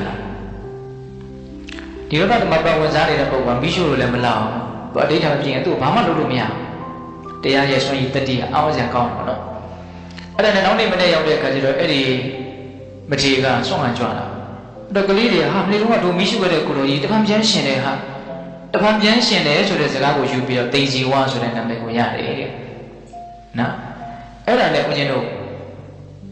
ဒုတိမာနရှင်မဘောကလန်ဖြစ်လာမယ်အဲ့ဒီမာနကဟောဒီလောကကြီးမှာဒီပြန်တော်ဝါလေးရဲ့အကြောင်းငါကောင်းကောင်းသိဘယ်ကနေလာသိပြီးရင်ဘယ်ရောက်တာသူတို့ဘာတွေလုပ်နေတာသူတို့လုပ်ပြီးဘယ်ရောက်မှသူတို့အကုန်သိနေတဲ့ဒါပေမဲ့လို့ဒီမြတ်သောအကျင့်ကိုကျင့်သုံးပြီးတော့ပေါင်းမြောက်အောင်မြင်သွားကြတဲ့ယဟန်တော်တွေရဲ့လားရကြောက်ရငါမသိဘူးအဲ့ဒါကို तू လုံးဝမကျင့်တတ်နော်သူ့ရဲ့နယ်ပယ်ကလွန်မြောက်သွားတယ်သူ့ဉာဏ်မနှက်ဆက်နိုင်တဲ့အနေအထားကိုရောက်နေတော့ तू မနာလိုတဲ့သဘောလေးရှိမယ်လို့ဦးဇင်းကထင်ပါဒါတွေးကြည့်အောင်အဲ့ဒါနဲ့မာနကအရှင်မဘောကလန်တော့ပေါ့နော်ဒုတိမာနကအဲ့ဒီယဟန်တွေရဲ့အကြောင်းကိုငါသိရအောင်ယဟန်တွေကိုအနှောင့်အယှက်နော်ဒီလိုသူတို့မြင့်မြတ်တဲ့အနေအထားတွေကိုပျက်စီးအောင်အဘယ်လိုလုပ်မလို့ဆိုနော်ယဟန်တွေမတော်မလျော်ဘာတုကမာတွေနဲ့အောက်ပြန်နေတဲ့သဘောမျိုးအကျင့်မကောင်းတဲ့ပုံစံနဲ့အများကြီးတရားတော်မတွေမြင်အောင်ဖန်တီးပြန်ဖန်ဆင်းပြတကယ်ယဟန်တွေကအဲ့လိုဖြစ်နေတာကိုအဲ့ဒါမနှက်ကြောင့်မို့လို့လူတွေရဲ့တရားတော်မတွေရဲ့အမြင်မှာအဲ့လိုဖြစ်တယ်လို့ဆိုတယ်အဲ့တော့တရားတော်မတွေကတတိုးမှမကြည်ညိုပဲနဲ့ယဟန်တွေပြုလို့ရှိရင်ဆဲကြတယ်ဆိုကြတယ်တော့သူတို့ကောင်းအောင်ဆောင်နေတဲ့ပုံကိုယ်တွေပဲအစရှိတဲ့ဖြင့်တော့ဆွမ်းလည်းပြည့်ပြည့်ဝဝလောင်းရလို့ရတာလည်းမရှိကောက်ဥဒ္ဒမြတ်စွာဘုရားသာသနာမှာမနှက်ကြောင့်အဲ့ဒီအနေအထားလေးကတော်တော်ကိုထိထိခိုက်ခိုက်ရှိတယ်ဒါကြောင့်လူတွေအဲ့ဒီအချိန်မှာသေပြီးလို့ရှိရင်ညံ့တဲ့ညုံညွတ်တဲ့နေရာပဲရောက်သွားတာမနှက်ကြောင့်ပေါ့လို့ဒါမနှက်ကဒီလိုလုပ်နေတယ်လို့လူတွေကလည်းမသိဒါပေမဲ့မြတ်စွာဘုရားသိတဲ့အခါကျတော့ယဟန်တွေကိုပဲဆုံးမတော့လူတွေကိုခေါ်ပြီးတော့ဗာပြောတယ်လို့မရှိဘူးအဲ့ဒီတုတ်တန်နဲ့ပါယဟန်တွေကိုဗာပြောလို့ဆိုချင်းသားတို့တဲ့မနှက်ကအဲ့ဒီလိုလှုပ်ထားတဲ့အတွက်ကြောင့်လောလောဆယ်မကောင်းတဲ့လောကရန်တရားတွေဒါအခုတွေ့နေရတယ်လူတွေရဲ့မျက်နှာမှုမရဘူးအထင်သေးမှုရှုံချမှုကဲ့ရဲ့မှုဒါတွေပဲရဒါကြောင့်ဒီလိုဆိုးရတဲ့အနေအထားတွေကြုံနေတဲ့အချိန်မှာဒါတွေကိုရင်ဆိုင်နိုင်အောင်ဘာလုပ်ရမလဲဆိုတော့မေတ္တာကရုဏာမုဒိတာဥပေက္ခပြင်မစိုးတရား၄ပါးကိုပေါ်များခိုင်းတယ်ဒါကဦးဇင်းတို့ပြောရခြင်းရဲ့အဓိကရည်ရွယ်ချက်ပေါ့နော်တိခတ်တယ်ဆိုတာမျက်နှိုးတဲ့လူတွေရဲ့ပုံမှာပဲဖြစ်ဖြစ်ကိုယ်ပုံမှာမုန်းတီးပြီးတော့မထင်မြင်ဆက်ဆက်တဲ့လူတွေရဲ့ပုံမှာပဲဖြစ်ဖြစ်လောဘဒေါသမဖြစ်အောင်ကြိုးစားရမယ်လို့ပြောရတာနော်ဟောအခုဒါကဒေါသမဖြစ်အောင်နေတဲ့နည်းဟုတ်လားဆိုရတဲ့လောကရန်နဲ့တွေ့တဲ့အခါမှာရင်ဆိုင်ဖြစ်ရှင်းရမယ်နိလန်ပေါ့ တတ္တလောကကြီးရဲ့အပေါ်မှာကောင်းစားချမ်းသာစေခြင်းနဲ့မေတ္တာတရားတနာကျင်နာတဲ့ကရုဏာတရားတော့ဝမ်းမြောက်နိုင်တဲ့ပုရိသတရားသောသူချမ်းသာသည်ဖြစ်စေဆင်းရဲသည်ဖြစ်စေတတ္တဝါတရားကိုပြုထားတဲ့အမှုတိုင်းခံစားစံကြရတာကိုဘာမှသွားပြီးတော့ဝင်ဆွတ်လို့ရတာမဟုတ်ဘူးလို့အမှန်ကန်နားလည်ပြီးတော့တတ္တဝါတွေချမ်းသာသည်ဖြစ်စေဆင်းရဲသည်ဖြစ်စေစိတ်ထဲမှာတုန်မှုလှုပ်မှုမရှိအောင်အလဲအလက်ရက်တည်နိုင်တယ်ဆိုတဲ့ဥပေက္ခတရားဥပေက္ခတော့အမြင့်မားဆုံးပဲဟုတ်လားအဲ့ဒီဥပေက္ခတရားတွေကိုပွားများနေမယ်ဆိုလို့ရှိရင်မနတ်ရဲ့ဒီလိုလှုပ်တဲ့အတွက်ကြောင့်ယဟန်နေမှာဘာမှစိတ်ထဲမှာမနတ်ဝင်စရာအကြောင်းပေါက်မရနိုင်ဘူးနှောင့်ယှက်စရာအခွင့်အရေးမနတ်အတွက်မရနိုင်အဲ့ဒီတိုင်းမြတ်စွာဘုရားကကာကွယ်ခိုင်းတာဒါကဓမ္မတို့အတွက်နေယူရမယ့်အနေအထားပေါ့နော်ဘဝမှာဆိုးဝါးတဲ့အခြေအနေကြုံလာလို့ရှိရင်မေတ္တာကရုဏာမုဒိတာဥပေက္ခကိုအသုံးပြုမယ်ဆိုတဲ့နိလန်လေးဒီတုတ်တန်အရာဟုတ်လားအဲ့ဒီတိုင်းလုပ်တဲ့အခါကျတော့မနတ်ကတွက်ချီမကိုင်းဩငါလုပ်တာဘာမှမထိရောက်လူတွေကအကုသိုလ်ဖြစ်ပြီးတော့သေတဲ့အခါအပေရောက်ကြတာပဲဖတ်တယ်လူယဟန်တွေကဒီတိုင်းကြီးနေလို့မထိရောက်တာလို့လည်းသူသိတယ်အဲ့ဒါနဲ့ဒီနည်းနဲ့မရတော့နောက်တနည်းနဲ့လုပ်မယ်ဆိုနောက်တနည်းနဲ့ကဘယ်လိုလုပ်တုံးဆိုတော့စောစောကကတ်တိုက်တဲ့နည်းလို့ဆိုရပါစို့အခုကလက်တိုက်တဲ့နည်းနဲ့လုပ်နော်ကောင်းတဲ့နည်းနဲ့တိုက်လူတွေကဆိုးတဲ့နည်းကိုများသောအားဖြင့်ခံနိုင်ရှိတယ်ကောင်းတာကြရင်တော့တိတ်ပြီးတော့မခံနိုင်ကြဘူးဆိုတာလည်းရှိတယ်အဲ့ဒါခုဘယ်လိုလုပ်ပါလို့ဆိုတော့မနက်ကယဟန်နေစံပြန်နေတဲ့ပုံနေတော့ကြည်ညိုစရာကောင်းတဲ့အနေအထားလေးလိုတာတဲ့ပို့ပြီးတော့အများကြီးဖန်တီးပြလူတွေကိုအဲ့တော့လူတွေရဲ့စိတ်ထဲမှာအလွန်တော်ရဲ့ပုံကိုယ်တွေပဲဆိုတော့အရန်ကြည်ညိုရတယ်ကြည်ညိုရတော့ကြည်ညိုတဲ့အချင်းရာကိုပြရတယ်ကြည်ညိုတဲ့အချင်းရာဆိုတော့ဘာလို့ဆိုပစ္စည်းလေးပါလူလေးလေးမရှိလူရပြကြတယ်တော့မျက်နှိုးတဲ့စကားသံတွေမျက်နှိုးတဲ့အပူရာတွေနဲ့နေကြပြကြတယ်အဲ့ဒီလိုပြတာသေတဲ့အခါကျတော့အဲ့ဒီလူတွေနဲ့ပြေရောက်ကြတယ်လို့ဆိုတယ်နော်လောကကြီးရဲ့ကျင်ပြတ်တဲ့သဘောနဲ့နေတဲ့သဘောစမ်းကြတဲ့သဘောဒါတွေကိုဘုဒ္ဓတအနေနဲ့အများကြီးမှတ်တဲ့နဲ့နော်တကယ်မှန်ပြန်ဟုတ်လားအေးအဲ့တော့ဒီလိုအခြေရတယ်ဒီလိုအချင်းရတယ်ဖြစ်နေတာမနတ်ရဲ့လက်ချက်ပဲဆိုတာကိုဘယ်သူသိလို့ဆိုမြတ်စွာဘုရားသိတယ်သိတဲ့အခါကျမြတ်စွာဘုရားရဟန်းတို့တဲ့မနတ်ကနော်တိုက်စစ်တစ်မျိုးဆင်းလာပြန်တယ်နောက်ဆောလောကတိုက်စစ်ဆင်တာကတနည်းခုတိုက်စစ်ဆင်တာကတနည်းဆောလောကမကောင်းတာအဆိုးနဲ့တိုက်ခုကကောင်းတာနဲ့တိုက်တယ်ဒါကြောင့်ဒီလိုကောင်းတာတွေကြုံလာတဲ့အချိန်မှာသင်တို့ဘယ်လိုနည်းနဲ့တုံ့ပြန်မလို့ဘယ်လိုနေထိုင်ကျင့်သုံးရမလို့အဲ့ဒါကြတော့လည်းပဲမြတ်စွာဘုရား၄မျိုးညွှန်ကြားတယ်ပေါ့အဲ့ဒီ၄မျိုးကဘာလို့ဆိုတော့ပထမအတုပနော်အတုပဆိုတာမိမိခန္ဓာသူတော်ဘာခန္ဓာရဲ့မတင့်တယ်တဲ့ရွှန်ရှားဆွတ်ဆွတ်ပေါ်အနေအထားကိုအခြေအနေမှန်တိုင်းသိအောင်စဉ်းစားတာဆင်ញင်တာအတုပတရားကောင်းတာတွေတွေ့လာရင်အတုပကိုစဉ်းစားရမယ်ပေါ့နောက်ဒုတိယကဘာလို့ဆိုအာဟာဒီပฏิကူလတင်ညာကိုစားမျိုးနေတဲ့ကိုစားတောက်နေတဲ့ဒီအာဟာရရဲ့ရွှန်ရှားဆွတ်ဆွတ်ပေါ်အဖြစ်မှအခြေအနေမှကိုစဉ်းစားဆင်ခြင်ရ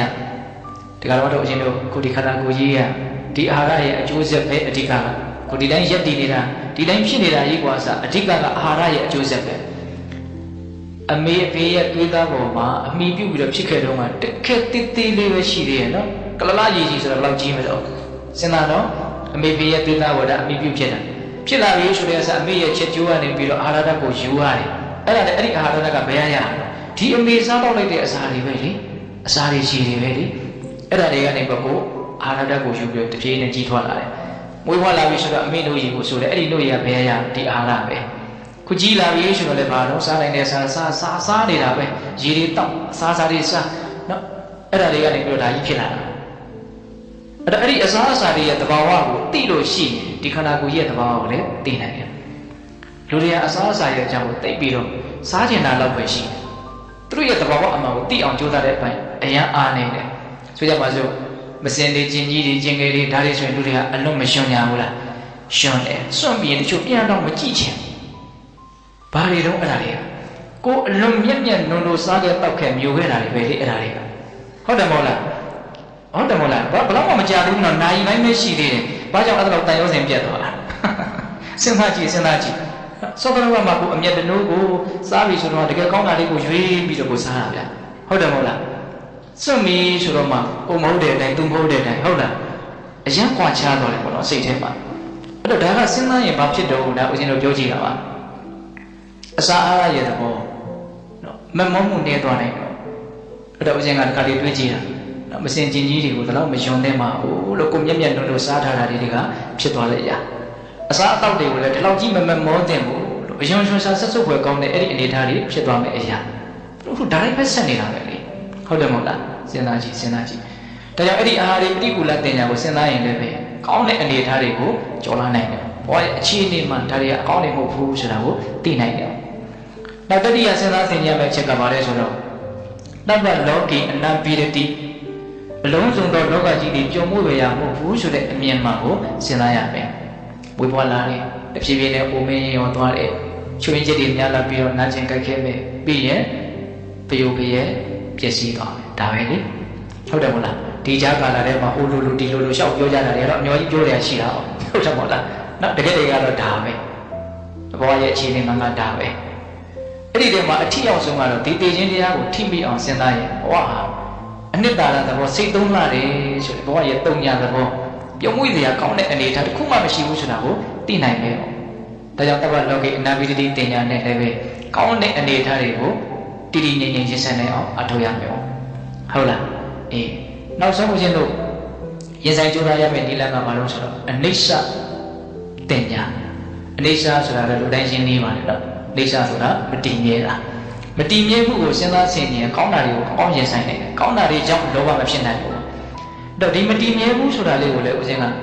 နော်ပြောချင်သေးတယ်အဲ့ဒါလေးကိုလည်းအောင်ဆိုနီးလေးနဲ့ဝေးဖြစ်နေမှာဆိုလို့လွယ်လွယ်လေးနဲ့မတည်ပဲဖြစ်နေမှာဆိုလို့နော်ဆိုရပါစို့ဘဝကိုအပိုင်းလိုက်ဖြတ်ပြီးတော့ကာလနော်အချိန်ကာလကိုအပိုင်းလိုက်ဖြတ်ပြီးတော့စဉ်းစားအဲ့ဒါကအလွန်သိတာထင်ရှားတဲ့နီလန်တစ်ခုပေါ့ဒါဝိတ္တုတိမတ်ထဲမှာလည်းဒီတိုင်းပြတာလည်းရှိတယ်ကိုအသက်30ရှိပြီဆိုလို့ရှိရင်ဘဝကိုနော်အသက်80တန်းတော့မှတ်လိုက်ပေါ့နော်ကိုအသက်30ရှိပြီဆိုလို့ရှိရင်10ပုံပုံရင်3ပုံကတော့ကုန်သွားပြီဟုတ်တယ်မဟုတ်လားဘယ်ရောက်သွားဆိုဘယ်ရောက်မှမသိတော့ကုန်သွားပြီနော်အေး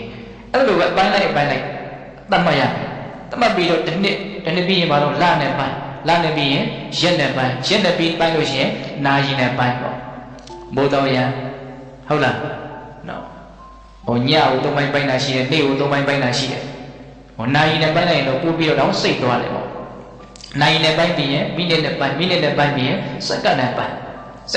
လိုက်ရင်တော့အရင်နီးစပ်သွားပြီဟောစောတော်ကဖြစ်ခဲ့တဲ့အနေအထားလေးတွေမရှိတော့ဘူးအခုလောလောဆယ်အစ်နဲ့ဆက်ပြီးတော့ရက်တည်နေတာပဲလေစောတော်ကသဘောကျခဲ့တာတွေရောသဘောမကျခဲ့တာတွေရောအတွေ့အကြုံအမျိုးစုံပါအဖြစ်စိတ်ပိုင်းဆိုင်ရာနောက်ရုပ်ပိုင်းဆိုင်ရာအကုန်လုံးစုံနေအောင်ဖြစ်တာပဲအခြေအနေအကြောင်းတရားပေါ်မှာပူတည်ပြီးတော့ကိုယ့်လက်ထဲလည်းဘာမှရှိတာမဟုတ်ဘူးဖြစ်နေတဲ့အကြောင်းအရာဖြစ်နေတဲ့သဘာဝတရားတွေက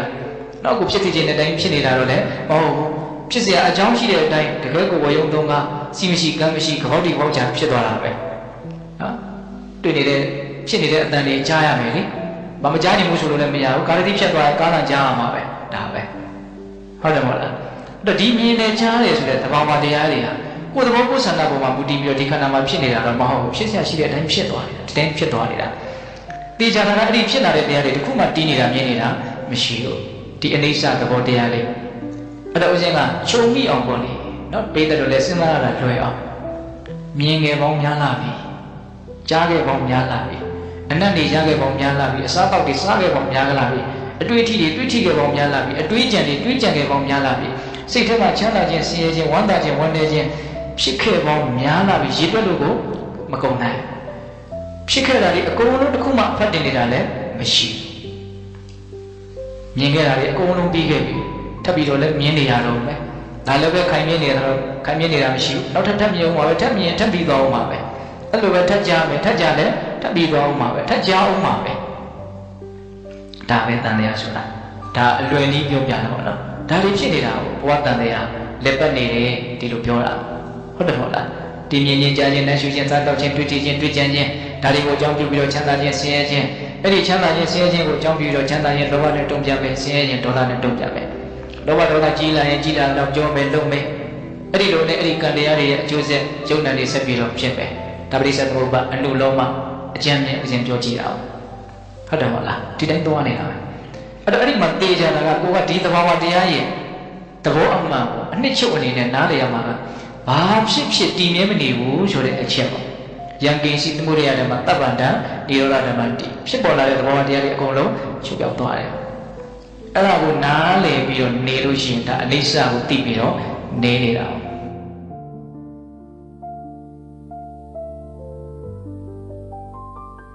အဲ့လိုဆိုလို့ရှိရင်သူကကောင်းတာကဘာမှမပါတော့ဟုတ်တယ်မဟုတ်လားဘာဖြစ်သူကမရှိတော့ဘူးဆိုပြီးသွားရော ဖြစ်ပြီးတော့ပြီးသွားတယ်ကောင်းတယ်ကြည်ရတယ်ဆိုတာလေးကလည်းအခိုက်အတန့်ပဲဘာဖြစ်ဖြစ်အကုန်လုံးအခိုက်အတန့်ပဲဆိုတော့တုတ်စားနော်ချမ်းသာခြင်းဆင်းရဲခြင်းကအပေါ်ရမယ်ရှိတယ်ဟုတ်တယ်မဟုတ်လားစဉ်းစားကြည့်နော်တူညီစွာချုပ်ပြောက်သွားကြတာမရှိဘူးလားရှိတယ်ပြီးတော့ဒီလိုပဲအဲ့ဒီအနိစ္စတရားကိုစဉ်းစားလို့ရှိရင်စောစောကပြောခဲ့တဲ့ကောင်းတဲ့လောကဓာတ်တရားတွေကောင်းတဲ့အခြေအနေတွေလို့လူသားမတွေထင်ထားတဲ့အရာတွေအပေါ်မှာမမောမှုလောဘနဲ့တုံ့ပြန်စရာအကြောင်းမရှိဘူးဒါကြောင့်မြတ်စွာဘုရားကအဲ့ဒီမန္တရဲ့ကောင်းတဲ့အချက်နဲ့လှည့်ပြီးတော့တိုက်တာကိုခန္ဓာရင်ရှိအောင်အတုဝရဲ့အာဟာရိပတိကုလတင်ညာရဲ့အဘလောကိအနာဘိတတိတင်ညာရဲ့အခုပြောလိုက်တဲ့အနိစ္စတင်ညာရဲ့အဲ့ဒီတရား၄ပါးကိုပွားများပြီးတော့ရင်ဆိုင်နိုင်ရမယ်အဲ့ဒီလိုရင်ဆိုင်ခိုင်းတော့မန္တကထင်တိုင်းမပေါက်ပြန်ဘူးအဲ့ဒီတော့ဘာလို့လဲဆိုတော့မန္တက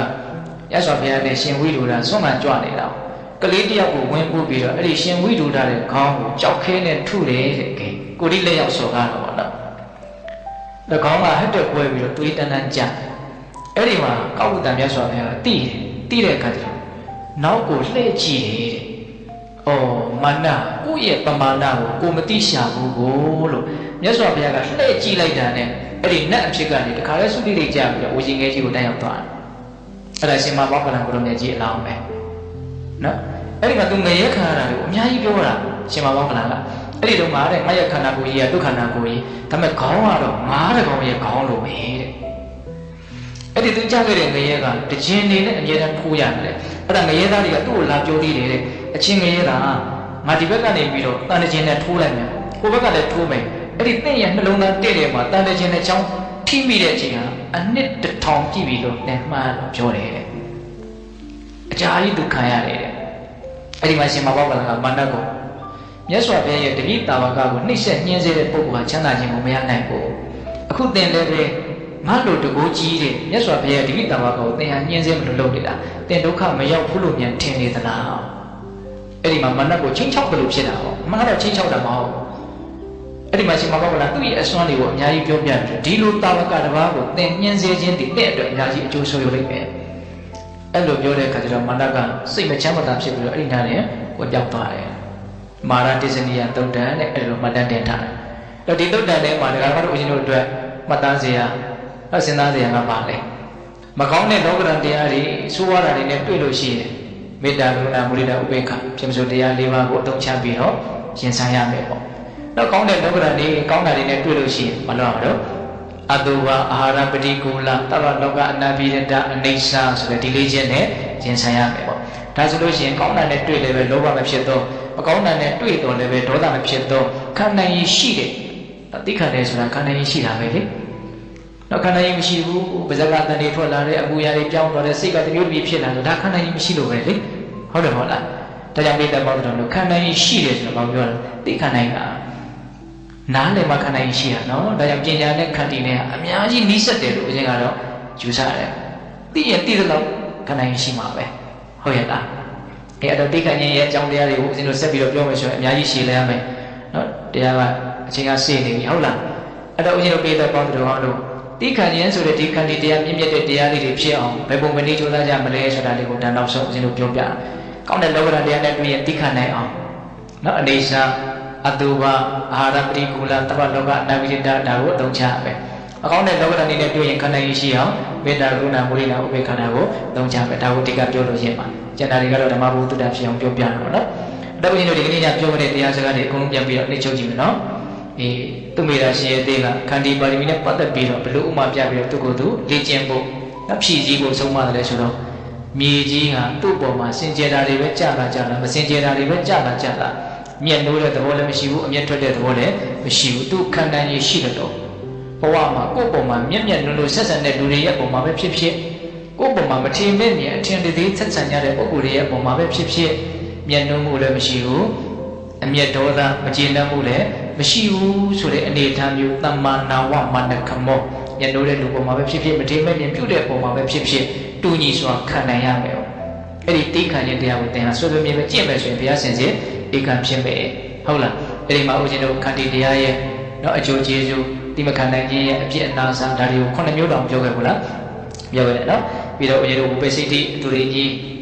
းအကြောင်းပြုပြီးတော့တရားမင်းနဲ့မာတလိအခြေချပြောကြတဲ့တိခဏ်ကြီးရဲ့သဘာဝတရားတွေဟုတ်လား ဒီကဝမင်းသားရဲ့တိခတ်နိုင်တဲ့အနေအထားနော်အရှင်ပုံနာရဲ့တိခတ်နိုင်တဲ့အနေအထားဟုတ်လားအခုပြောလိုက်တဲ့နောက်မာရတစ္စနီယတုတ်တန်ရတိခတ်နိုင်အောင်ဘယ်ပုံပဲဒီကြိုးစားကြမလဲဆိုတဲ့ဒီလန်တသိတတိတာပေါ့နော်အဲ့တော့ဒီကုန်းချုပ်ပြောနေတာကတော့တိခတ်ခြင်းတရားကိုနော်ပြီးပြင်းကျင့်သုံးနိုင်ရင်ဆိုရင်အသိဉာဏ်ပညာကိုသာရှင်းကျင်အောင်ကြိုးစားအောင်ဉာဏ်ရှိရင်ရှိတဲ့လောက်တိခတ်နိုင်တဲ့အနေအထားတိုးတက်လာနိုင်တယ်ပေါ့အောင်ဆိုအနည်းဆုံးတော့တိမခံလို့လည်းဘာမှအကြောင်းထူတာမဟုတ်ဘူးလေဆိုတာတော့သိရင်ကိုတော်တော်ဟုတ်ပဲတော့ပေါက်လာဦးရှင်ပြောတာပေါ့တိမခံနိုင်လို့လည်းဘာမှအကြောင်းမထူဘူး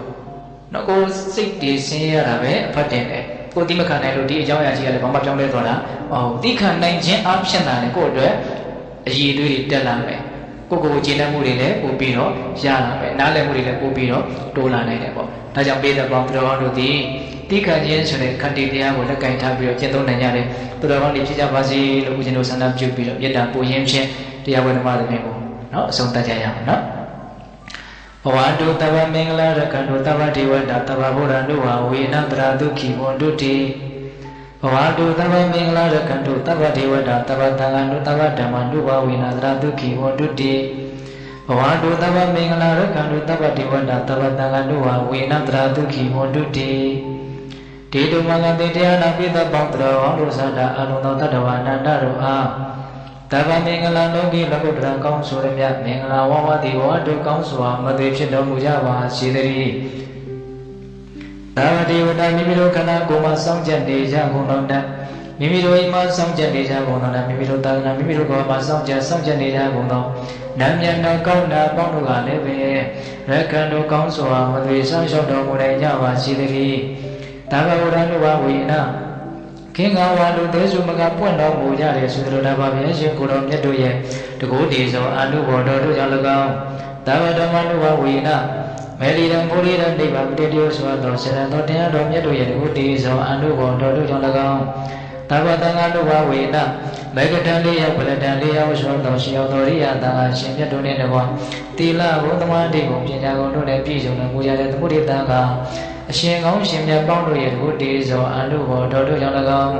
တရားနေရောညပါဘေကမဆိုင်ချင်းရှိတိုင်းချင်းရှိတိုင်းဒုက္ခိကိုစိတ်နှပြကြောင့်မှချမ်းသာခြင်းရှိကြကုန်သည်ဘဝတို့ကောင်းစွာမသွေဖြစ်တော်မူကြပါစေတည်း